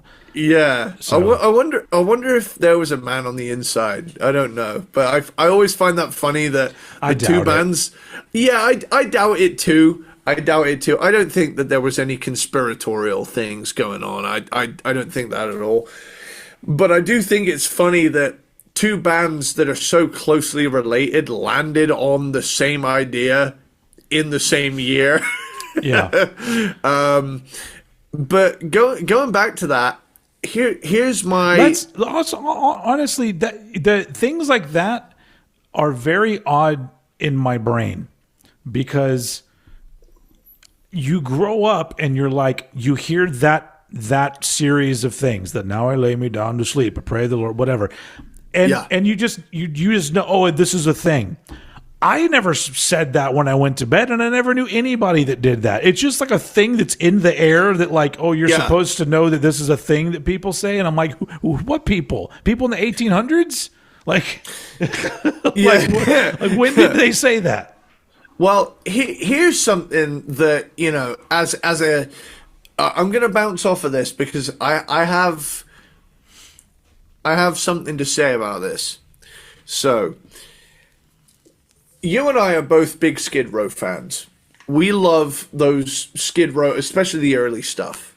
We love those early Skid Row albums. Mm-hmm. Now hear me out. Hear me out. On the debut Skid Row album, there is a song. I know where you're going. Yeah. There is a song called Rattlesnake Shake. Yes. There is also a song on Motley Crue's Dr. Feelgood, which came out the same year, called Rattlesnake Shake. They are two, both completely different songs. Yeah. But they're both called Rattlesnake Shake. Yes. Fast forward 2 years to the Slave to the Grind era. There is a song that opens the album called Monkey Business, right? Mm-hmm. What other band in 1991 specifically had a song called Monkey Business that opened their album? Danger Danger? Was it Danger Danger? It was Danger Danger. Now, if I had a nickel for every time Skid Row had a song that was in the same genre with the same title in the same year, I'd have 2 nickels. Which isn't a lot, but it's weird that it happened twice. Yeah, but I've noticed like it's also just like during the time certain phrases are used a lot. Yeah, because you've got like using the term monkey business in different ways. Because obviously the Danger Danger one isn't referring to like drugs or anything. Yeah. But the Skid Row one fucking in a tree. But then you also have like Aerosmith had a song called Monkey on My Back, which is about drugs. It's just like a period of time. It's like in the early 80s, there were like 5 different songs that had a lyric about keeping your motor clean. Yeah, that's true. Yeah. I'm all like, but nobody says anything about keeping your motor clean anymore. You guys just got dirty engines in your motors. They're all dirty now. But literally everyone back in the day, like AC/DC, Motley Crue, they were all keeping their motor clean. I've just always wanted to use that Phineas and Ferb line of just, if I had 2 nickels, I'd have 2 nickels. Yeah. But it's weird that it happened twice. Yeah. Sometimes it is weird. It is weird. It only takes one time of you experiencing that to go, that's weird, isn't it? Yeah. It's just an observation, mate. I'm just asking questions. Anyway, though, going back to Hidden Treasures. Hidden Treasures, yeah. Can I just say, people like to talk about a phrase called generational run. Like, so-and-so was on a generational run. And I'm going to say that the Marty Friedman, Nick Menza lineup of Megadeth is a generational run. And I will come out and say that an example of that is the run of songs that goes as follows. Go to Hell, Angry Again, 99 Ways to Die. Yeah. You're telling me that those weren't studio album tracks? Yeah. Those were throwaways? Well, they weren't throwaways because at that time, soundtracks were a big deal. They were a big deal. However, look right behind me here. You do have a point there. Action hero. But this all comes back to the case we were making earlier, that the 90s were just this fucking killer time to be a heavy band. Now, I'm not saying metal band necessarily, because there were a lot of metal bands from the 80s that got fucking shafted coming into the 90s. Sure, yeah. However, if you were a heavy band with an interesting angle to you, the 90s was the best place to be. Yeah. And frankly, I mean, there's, what is it? 3 of the 8 songs on the original version of Hidden Treasures are covers. I think they're the weakest songs. I agree. I absolutely agree. Megadeth, again, like I say, that term, generational run, I think, and this is coming from a huge Metallica fan, I think Metallica owns the 80s. The 80s run of Metallica stuff. And I'm going to include the Black Album in that because it's early enough to just get away with it. Sure, right? Yeah. But the stuff that Megadeth put out in the 90s was fucking insane. Yeah. Like, imagine putting out Rust in Peace, Countdown, Euthanasia, Hidden Treasures, Cryptic Writings, and I'm even going to include Risk. Risk pissed a lot of people off. Me getting into Megadeth, it was a breath of fresh air. I as a retroactive metal and music lover, I just hear all of that and it's different flavors of a thing I like. Yeah. Yeah. It's all killer stuff. It's 2 things you're mentioning there. Number 1, it should be a given that bands are going to put stuff out to piss you off. I miss that, and I wish more bands would do it. The only major big, well-known band that is currently pissing people off is Avenged Sevenfold that I can think of. They're the ones that are putting out an album where some fans are like, what are they doing? And I'm just like, they're doing it right. Yeah. they're showing you that, like, hey, you're not supposed to just now put out the same fucking record over and over again. Anyway, but on top of that, I'm so like, the more that I'm getting into this behind me right here, all of these VHS behind me that I'm getting into, a lot of them being like B movies from the 90s, getting very much into a lot of that, and some 80s stuff too.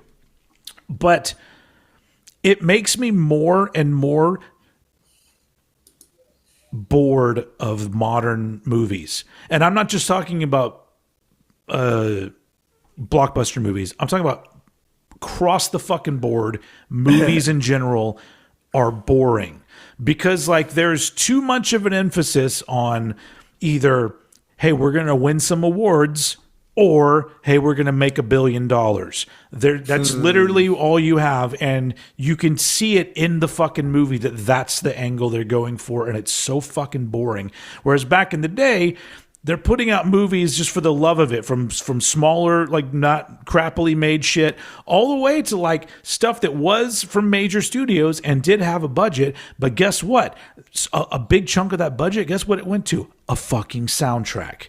And they don't have money for that anymore because they've spent every fucking actor's getting paid $1 million or to $50 million, and then they got to have all these fucking stupid ass special effects, which totally just take me out of the movie. Which is another like millions of dollars that they're spending on that shit. They don't have any money to ask really good bands to write original songs for a soundtrack, and if they do, they're shit bands because it's not the '90s anymore. So I'm just really annoyed. I'm just really annoyed that it's not the '90s like for the rest of my life.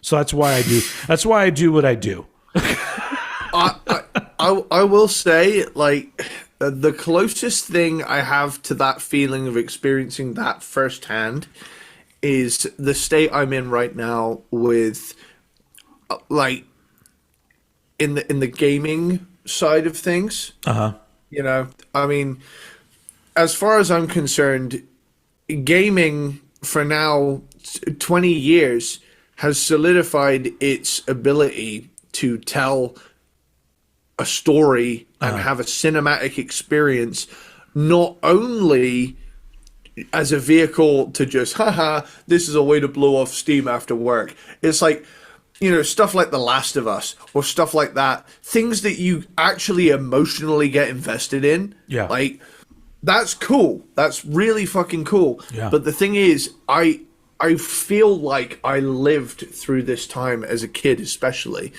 right? I mean, you love your NES. Is it a NES or a Super NES? Is it a SNES or a NES? It's the original NES.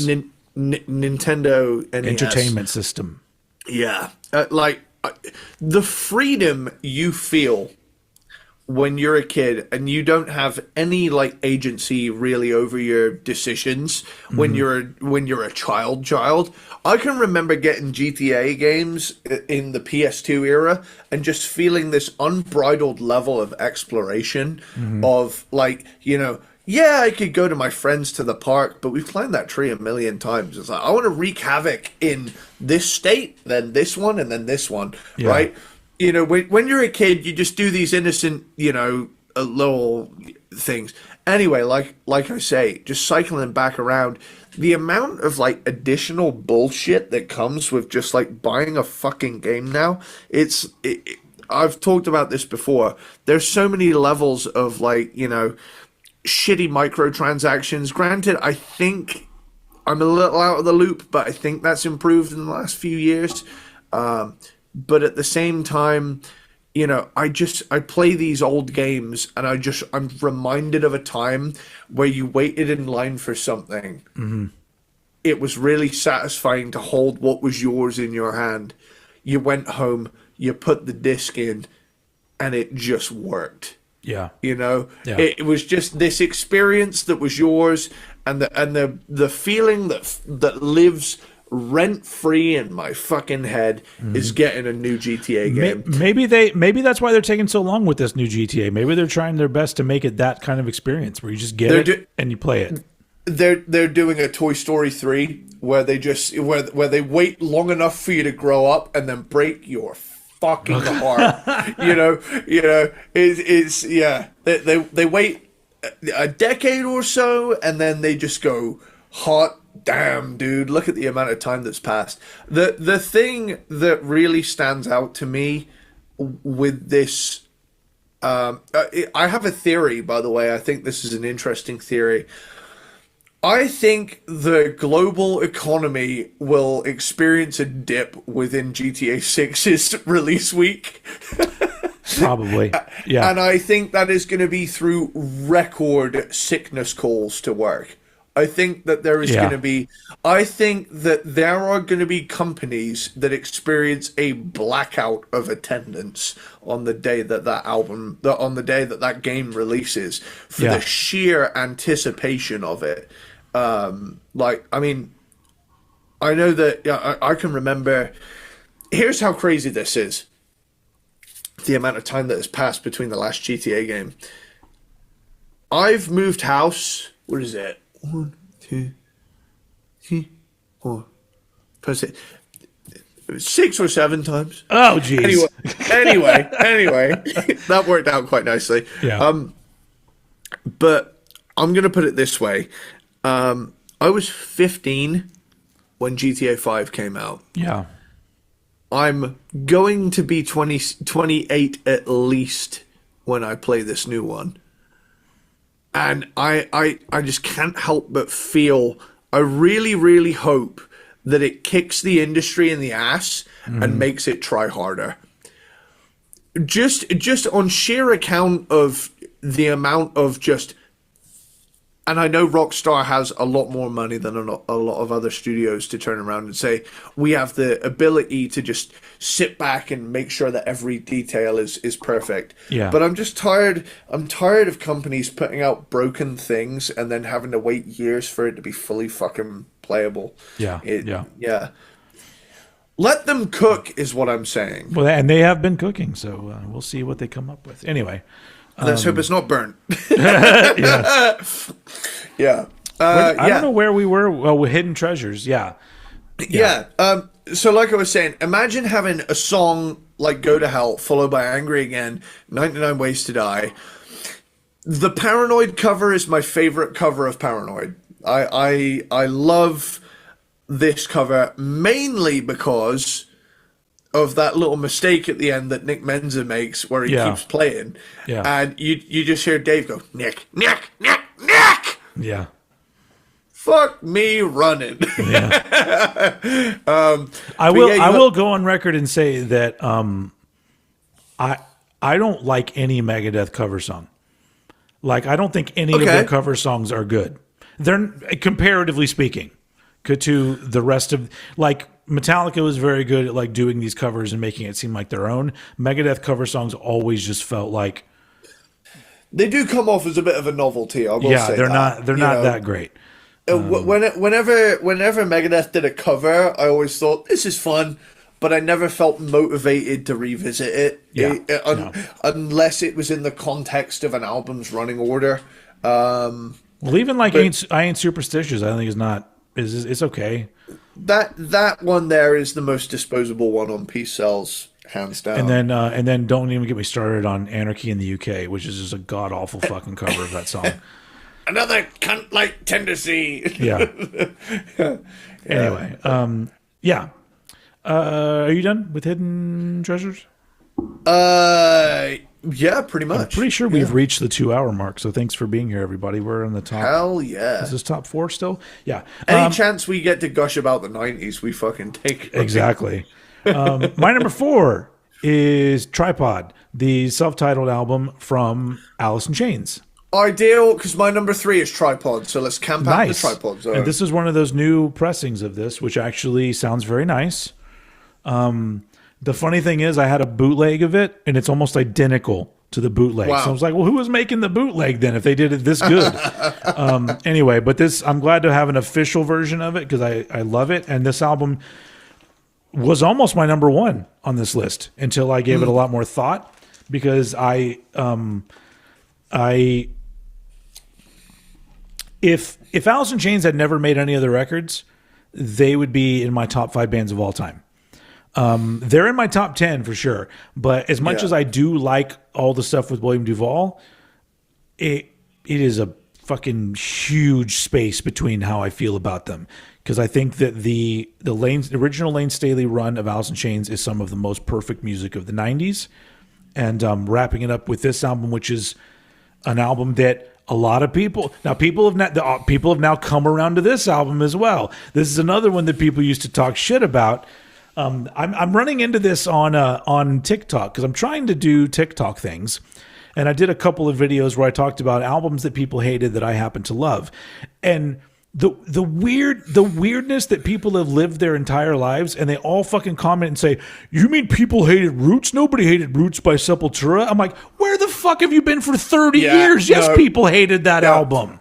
Imagine going from fucking Inner Self to Roots as a band yourself. Yeah, and not taking some shit for it. But like, 100%. It's so funny how like hindsight is like I guess it's 2020 for these people, and so now they look at these albums and go, nobody hates that. I'm like, less people hate it now, yes, but it's 40-40 at this point. Jesus Christ, they're yeah. And so it's so funny to me because I'm just like, and I love comments like, me and my mates loved that album. I'm like, okay, I'm not basing this on you and your 3 metalhead friends. Like it's like literally years of me seeing people talk shit about these albums. Now, granted, this album didn't get a lot of shit talking, but it did get a lot of like, that's the worst Alice in Chains album talk. People feel better about it now, and I'm very happy about that because I think this album is amazing. It is one of the most, I guess, sort of like dense Alice in Chains albums to like get into because there's long tracks. It's a little kind of I don't know what the word I'm looking for. It's very dark and yeah, I don't know. It's the quote unquote weirdest of the Alice in Chains albums, but it's just every fucking song on here is so good, and Lane Staley sounds amazing. It's just a fantastic fucking record. I'm gonna throw it over to you though because I know it's your number 3, and but I absolutely love it, and I'm just a lot of these albums I just love the fact that like 30 years down the line, people are now like, oh, I love that album. I'm like, great, this is so great. Like, I don't want people to hate these albums because they're great. Can we just get over that and move on? So anyway, you're number 3, Alice in Chains.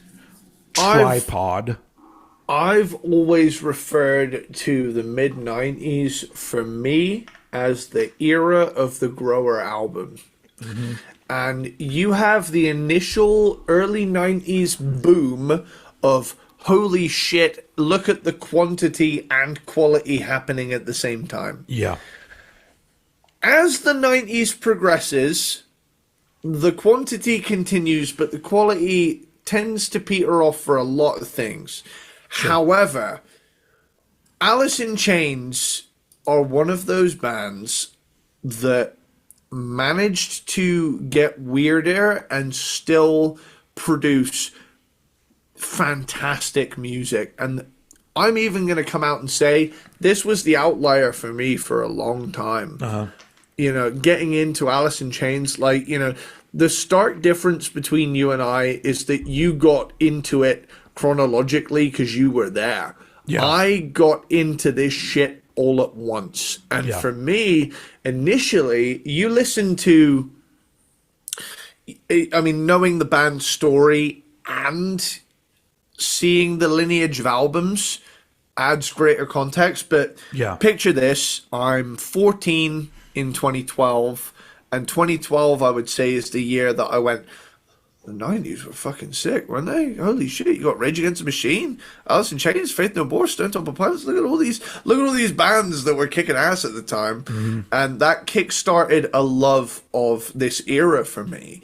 And this album for a long time was this like black sheep of the family where I thought to myself, would I stack it next to Facelift, Dirt, Jar of Flies, Sap? Mm-hmm. It has yet to crack those, but it is firmly up there with them. Yeah, in terms of the quality, would I say it's in my top 3? No. I'll go on record and say that out of all of their content that they put out, it's my last go-to Alice in Chains record. But that being said, I absolutely love it. So that just says a lot about the stuff they put out. Yeah, it's one of those difficult albums where I do have to be in the mood for it. Uh-huh. But again, like I say, when I'm in the mood for it, nothing else will do. Yeah. And Tripod, as it's been gone on to know. I mean, I don't think I know anybody who calls it Alice in Chains. Everybody calls it Tripod, as far as I know, in circles that I've been in. Yeah. But, ultimately, this for me, there's a sadness to this one because you know it's the end. Yeah. And that's why it has that. On the one hand, it has that additional weight to it, that emotional depth to it. Yeah. At the same time, I'm much more inclined to go for Dirt or Facelift for that hit of the Alice in Chains sound without necessarily being burdened with having to think about how in deep they were at this point with the struggles of, heroin addiction, especially Lane. Yeah. This is one of those albums. I mean, not only is the subject matter heavy throughout, it's also a long album. Yes. And I know it's only like 5 minutes longer than Dirt or so, but to me, there's still a little bit of. This is one of the weirdest albums I feel like I've ever had to talk about because I love it, but I also have to be in the right frame of mind for it. Yeah. And again, that's another reason why this is one of my favorite. This is one of my top 5 bands ever. Mm-hmm. I've been. My top 5 bands has been pretty concrete for a long time. Yeah. You got Metallica, Faith No More, Ugly Kid Joe, Alice in Chains, Megadeth. But there's just something about this album to me that's just so heavy. You have to be in the right place or else it's gonna fuck you up as well. Yeah. You have to be like, right, I'm ready to hear Grind again. I'm ready to hear Sludge Factory again. All of these, but there's a dryness and a seriousness to this one that I feel like is kind of masked on all the ensuing on all of the releases leading up to it. Yeah. So yeah. I mean, like I say, Tripod is absolutely fantastic, but again, it's so emotionally heavy that you have to be in the right place for it, in my opinion. Yeah. All right. Which is weird because Jar of Flies is generally considered some of the saddest. I mean, you got the back to back of Rotten Apple and Nutshell. Like, one has to wonder how many people have been found dead to that song, but and I don't mean that in a it's bad and people kill themselves because of it. That's not what I'm saying. What I'm saying is Nutshell hits you in the gut. Yeah. So yeah, that's the thing about Alice in Chains. It's heavy emotional music made by a bunch of people I, generally speaking, would have loved to have hung out with. Yeah. Like their music, super serious. Yeah. The guys, like, I always sensed a good vibe from them. Yeah, I agree. Yeah. Yeah. I always got that. They were something else, man. They were something else. Mm-hmm. Cool. Speaking of bands that were something else, I'm going to quickly move on to my number 3. My number 3 is Faith No More. King for a Day, Fool for a Lifetime. My number 2. All right, number 2. Hey, this is a out of the God. It's so weird to think of like the Faith No More albums because this isn't even in. This is out of, if I ranked them for how much I love them, this is my number 4 Faith No More album because it's probably Angel Dust, Introduce Yourself, Real Thing, and then this one is probably how I go with the ranking. But cool. If you swap Real Thing and Introduce Yourself, yeah, that's my ranking pretty much. Yeah. But this one, when it came out, it was a big deal. I know I told this story when we did the Faith No More ranking, but I got like strep throat around the time this album came out, and I just remember like I felt like shit. But this was the album that I had just bought, and I listened to it over and over again. And I just remember at the time, it's as a Faith No More fan, there was a lot to dig into with this album because it's long. It's like, what is it, 14, 15 songs? Let me look it up. It's 15 tracks, I believe. 14. Okay, but and it's stylistically all over the place. And the first time I heard it, to me that was a great thing.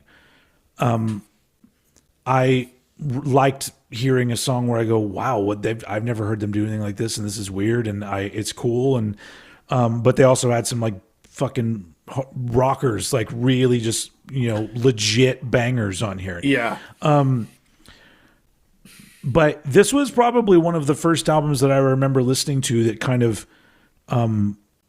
there's albums that have come out over the years that I feel like was another door unlocking in my brain of me understanding other music or welcoming other music in.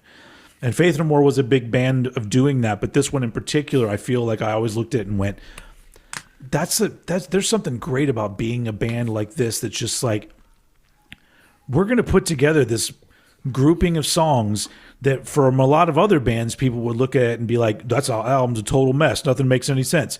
But the way that they pull it off, it seems like it makes absolute perfect sense. Yeah. And I've just always really liked it. I've always really, I like the production on it. I like, the variety of songs is fucking great. It really is like, it's really the last Faith No More album that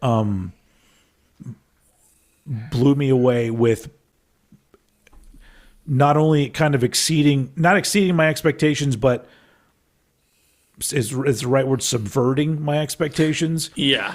Because like I got into them on The Real Thing, and then hearing Angel Dust, I'm like, this is like the coolest thing I never knew that I wanted to hear.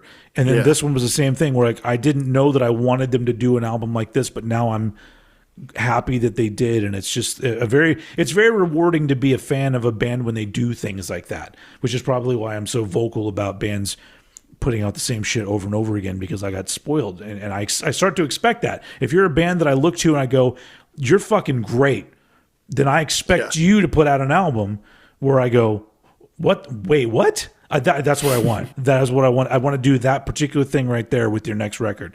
Yeah. So like, Faith No More, one of my favorite bands of all time. But there's definitely a drop off for me after King for a Day, with the last two albums they did. Although I love both of those albums as well. Yeah. But there's a big dip in quality for me. But that one's that's like the soundtrack of like the ending of my junior year of high school.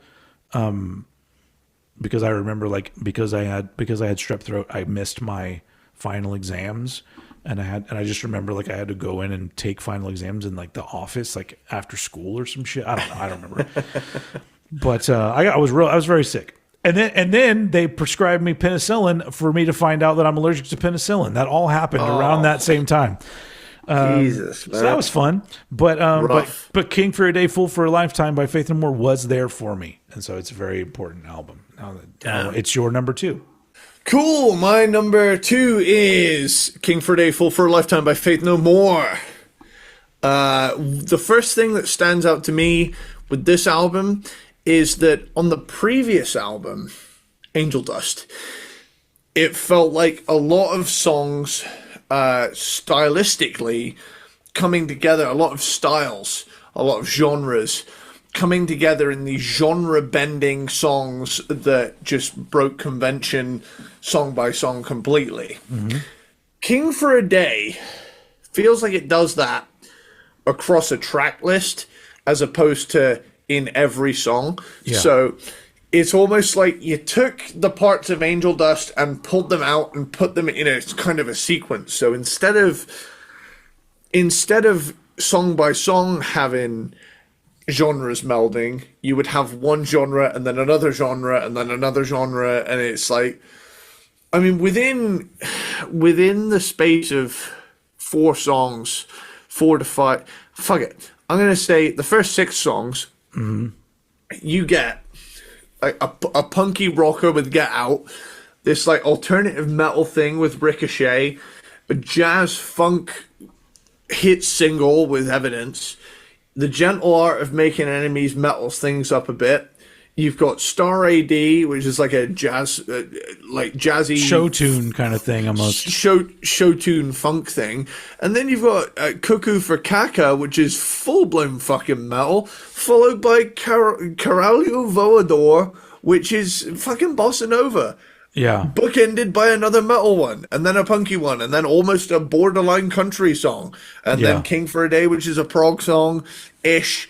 And then What a Day is another punky one. Last to Know wouldn't be out of place on a Stone Temple Pilots album. And finally, Just a Man finishes this album with the angelic fucking choir. Yeah. It's one of those albums that it would be any other band's masterpiece.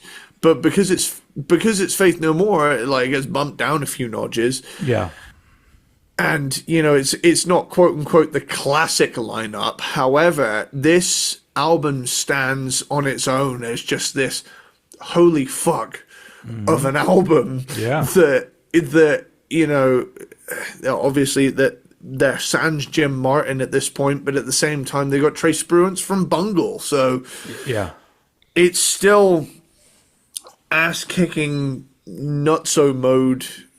Look how great songwriters we are and how unhinged we are at the same time. Yeah. It's just so fucking good, dude. There is no... I really cannot... Do you know what? You know how I mentioned earlier about the...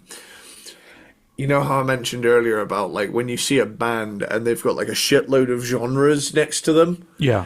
You scroll up to the fucking King for a Day profile on Wikipedia, and someone just noped out and went alternative metal. Fuck it. yeah. It just didn't even bother. And can I just say as well is that like a term that I have seen kind of rebranded as something else that's kind of annoying me at the minute is the term alternative metal. Because alternative metal has gone on to mean Deftones and Deftones sound-alikes, and that's it. Oh, yeah. Well, I would consider them alternative metal, but not just them.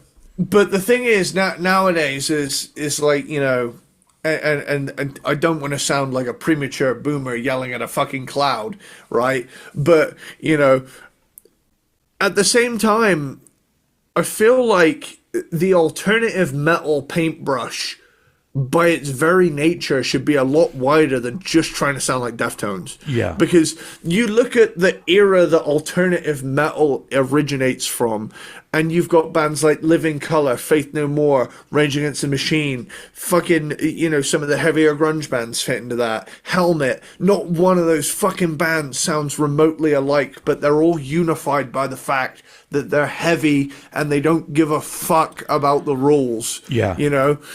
That's what I find frustrating. Well, plus, you'd also make the argument that you can't really consider Deftones alternative metal because they were born out of nu metal, which nu metal came from alternative metal, but then kind of separated and became its own thing to where it has elements that are. I mean, I know Deftones may not just make nu metal music. But I'm not shitting on Deftones either. Oh, like, Deftones are a great band, and they made a name for themselves, and they've gone on to be incredibly influential. Yeah, right. But it's the sheer amount of copycats that come out. I think using the word alternative should only be used in the terms of it doesn't fit in the regular genre. You're getting freaky with it, basically. Whereas like, you know, a band like Deftones, they fit in somewhere. They fit in with nu metal bands, or even groove metal or whatever. I'm gonna do something absolutely crazy tonight. we're doing Missionary. You know, it's like, that's great, but it's not weird, you know?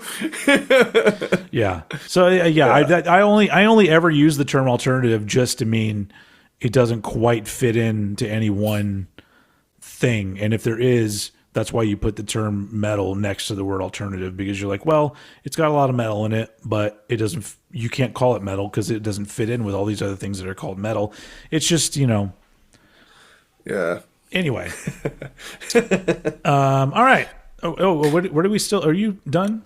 I'm pretty much wrapped up with King for a Day. I think I think it's another one of those boundary breaking albums that doesn't get enough love. Yeah, I agree. So yeah, with that, over to you. All right. I love how my number two and my number one. My number two is a band that didn't get enough attention back in the day, but now they've come all the way back around to where people have discovered them, and now there's like a thing of like people love this band, and I'm like, well, they didn't back then. There were people that loved them, but me being one of them. But my number two album of 1995 is "You'd Prefer an Astronaut" by Hum, the second album by Hum, and Hum is one of those bands that I discovered from the song Stars that is on this album, which is a staple of 90s alternative. You could call them alternative metal as well, because there's metallic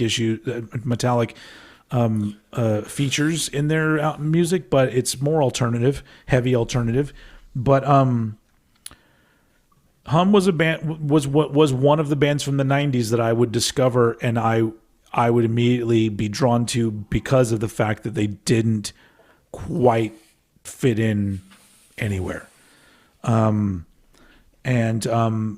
originally only did 3 albums and then broke up. Then they got back together. They did 1 album, and then the drummer passed away.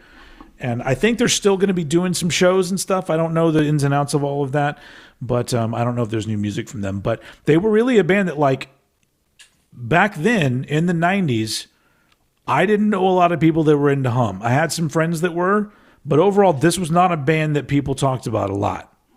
And even like breaking into the 2000s, once we got further away from the 90s, I was really the only person I knew that gave a shit about Hum. And then luckily, because of the internet and streaming and TikTok and blah, blah, blah, people have found this band. And now they're kind of getting... there are a lot of bands like that I feel are kind of getting their dues now because people discovered them and they're just like, oh shit, this is great. And I'm like, yep, they're fucking great. But this is great because it's like shoegazy, but it's really heavy. I don't know if you know Hum at all, but I would recommend it. Vocals don't sound like any other band. It's very low and I don't know. They're another one of those bands that they never would have been signed to a major in any other decade except for the 90s. And I think this album is amazing all the way through. I love the sound of it. I love the loud, layered, heavy guitars, but yet the music isn't necessarily metal at all. But it just feels like a fucking mood. And It's heavy. Drum's great. Everything about this album's fucking great. Cool. But anyway, my number 2, Hum, You'd Prefer an Astronaut. Yes, do it. Cool. I'm in the process of saving that one now. Yeah. Hell yeah. Well, do you know the song Stars by them? Is that one that rings a bell for you? It's she thinks she missed the train to Mars. She's out back counting stars. That one? I think I've missed that one. Okay, well there you go. That was the single from that album, and I remember like seeing it for the first time on MTV and being like, "Whoa!" and immediately became a fan. I'm always thrilled to find out that something from an era I'm a fan of I have no idea about. So it's like it's that window of I get to feel like a kid again. You know, I get to feel that hearing Alice in Chains for the first time again kind of feeling. You know. Yeah. Cool. All right. Well, so we're down to number 1. It's been a long road, guys, but we made it. Yeah. Let these two fucking talk about the 90s, and it's gonna It's going to yield a lengthy conversation. Yeah. The funny thing is, I don't even know what album you're going to be talking about because I'm just as anxious as everybody else. You're going to go, oh, of course. Are you ready? Probably, yeah. My number one is Menace to Sobriety by Ugly Kid Joe. You're right. I don't know why. This was one that got nudged out of my top 10, so I'm glad we're talking about it. Dude, this is the epitome of what I would have done if I was placed in 1995 with a band able to pull this off. It's one of those albums that's it's long. It's not incredibly long, but it's got 14 tracks on it, and it's varied enough to where it's like, oh damn, these guys were more than your average hard rock band in 1992, you know? Yeah. I mean, of course, this is a 1995 album, and the thing is, I feel bad for bands like Ugly Kid Joe, Saigon Kick, these kinds of bands that were unfairly roped in with the hair metal thing, because they're not. The only thing that they share is riffs and shred guitar, you know. But even then, there was a bluesier edge to what Klaus Eichstad plays. You know, ultimately the songwriting has a lot more in common with, like, you know, the alternative metal bands at the time. Yeah. But I mean, from the intro, you get Intro, God, Tomorrow's World, Clover, Can't You See Them, Milkman's Son. This would be any other band's best shit. Psychopath, Cloudy Skies, Jesus Rode a Harley, 10 out of 10. VIP, Oompa, Candle Song, and on the non-US release, sorry dude, we got Slower Than Nowhere as well. Now, this to me is another amazing fucking album. Ugly Kid Joe are like the band I wish I'd formed at the time were I alive. Yeah. You know, to where they have that grungy aesthetic, but they're still able to do these metaled up hard rock songs that have the alternative edge going on for them at the same time. And they had a fun quality to them as well. They absolutely do. It's like someone rolled up, you know, fucking Alice in Chains, Suicidal Tendencies, you know, whatever you wanted into one thing. Yeah. And then just like give it a little sprinkling of what Scatterbrain were doing on top. And I don't know, it's just always been a huge influence on me to have like a little sneer of a humor in there on top of everything else. Mm-hmm. Because at the end of the day, you're getting on stage and you're playing music to people that want to be entertained, you know, and whether or not, I mean, there's songs on here that bring me to tears, and there's songs on here that make me want to fucking jump. And you got like Tomorrow's World, Clover. Those songs make me fucking wild. Milkman's Son. 10 out of 10 is a fucking banger. Dude, thank you for fucking saying it. That's like an understatement of the century. The riffs in that. Yeah. That down.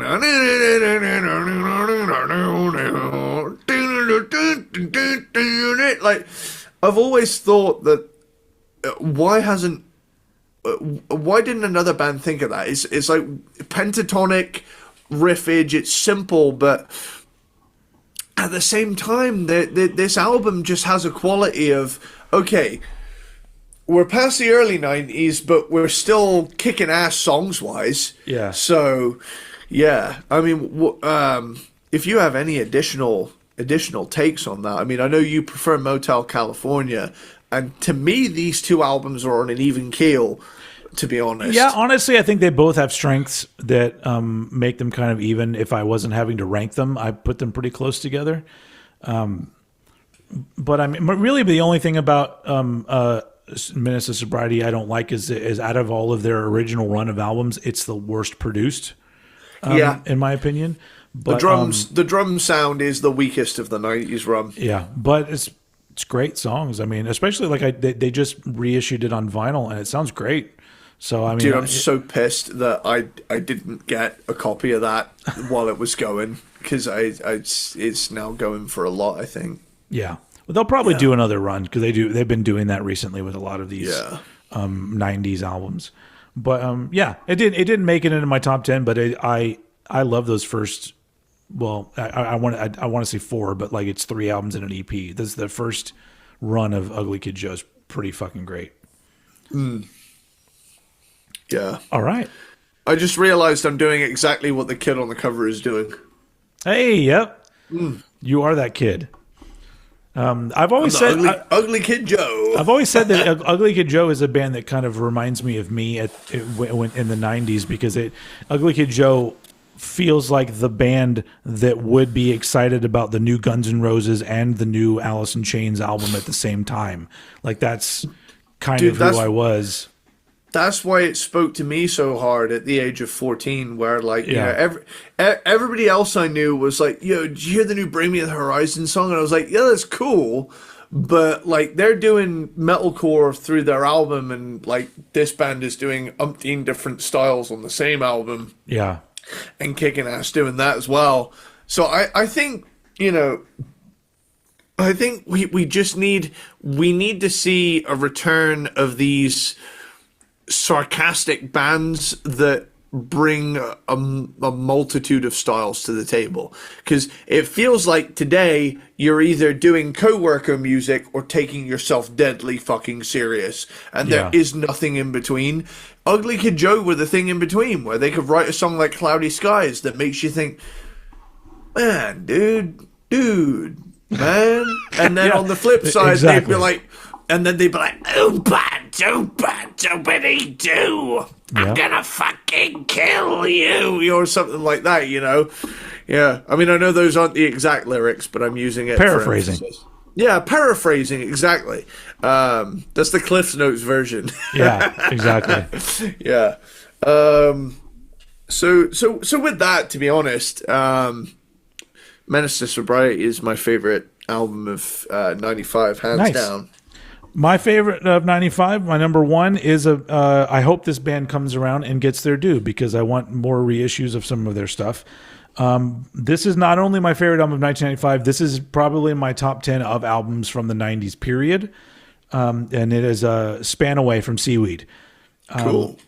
Fucking perfect punky grunge album, amazing songwriting, amazing energy, amazing production.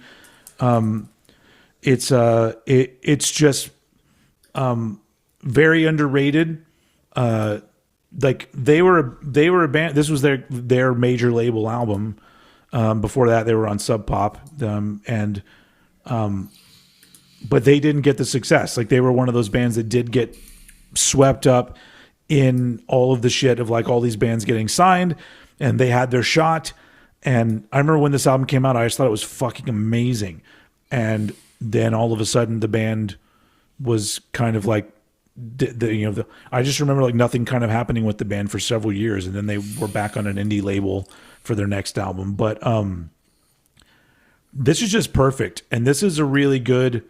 It's one of those albums that just kind of feels like the '90s, because it's got the sort of driving like '90s rock sound, but then it's also got some real sort of like, I don't know, '90s anthemic feeling kind of moments to it. But I guess they would fall into the grunge era, but they're not. It's punk. It's more on the. They would fit in more touring with Nirvana than they would with Alice in Chains or Tad or anybody like that. But speaking of bands that like, I really wish that more people talked about. Hopefully they'll be a band that comes around. I don't even know how it works. I don't know how the internet works, and all of a sudden some random band from the 90s. Dude, there are fucking people. The weirdest thing to me is that like bands that like really flew under the radar and only a lot of us weirdos know about, all of a sudden become a band where people like, I've been waiting to see this band for such a long time. I'm like, where the fuck were you? The biggest one for me is Acid Bath. Like, people are so fucking stoked about Acid Bath coming back, and I'm like, wait, all you people, where have you people been? Like, no, like Acid Bath did not get their due back in the day, and now all of a sudden everyone's like, Acid Bath, and I'm just like, wow. I'm glad that it's happening for them, but I'm just like, how does it happen? How does one band get swept up in the hoopla, as it were? And why can't that be seaweed? So guys, do it. Everybody start sharing all the seaweed shit out there and get everybody into seaweed. Anyway, my number one album, 1995, Span Away by Seaweed. It's amazing, and I love it. And it's my number one. And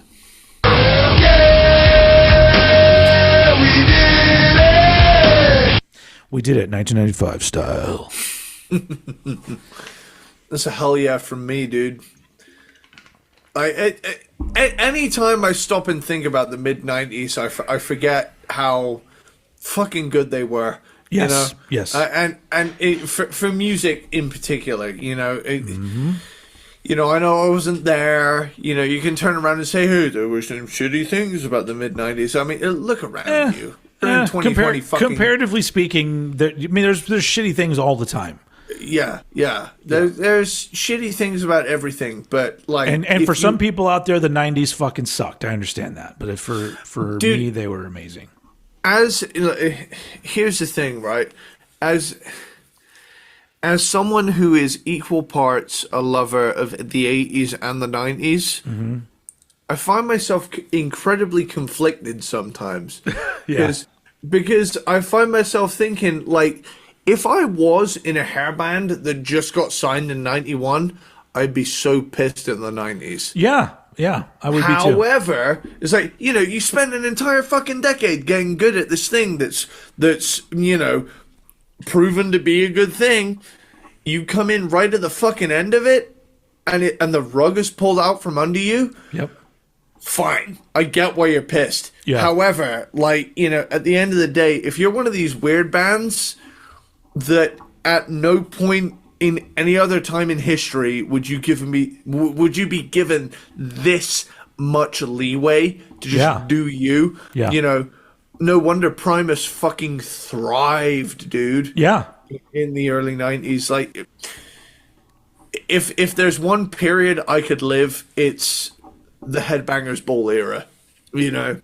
Yeah, I agree. I want to witness episode 1 through the abrupt tragic cancellation, but that time was, as far as I can see as an outsider looking in, you know, I know there's additional things around any era. Yeah, you know, there like, for example, we couldn't have done this podcast back then. However, on the flip side of that, look at the fucking quality of the music coming out, dude. Yep. Again, to dispel any rumors of me being a, you know, quote unquote, you know, old man yelling at a cloud before my time, you know, I like a lot of modern things as well. Sure. However, there is just an utter appreciation I have of the 90s that is unparalleled by anything else. And, you know, I would include the 80s in that, to be honest. You know, the run of 84 to 94, I mentioned earlier, the whole concept of a generational run. I think anything from 84 to 94 is just, it's got bonus points on top of whatever it did. Yeah. You know? I agree. I absolutely agree. Yeah, I mean, it is. Yeah. It's two things can exist at the same time, and that can be that I prefer things from the 90s, but I also love a lot of things happening right now, musically speaking. Yeah. But the 90s is a different beast altogether for me. But anyway. All right. Well, that was great. That was our, nice. we took a little time off and we came back with an almost 3-hour episode, I believe. Banger, dude. Of Cranked and Ranked.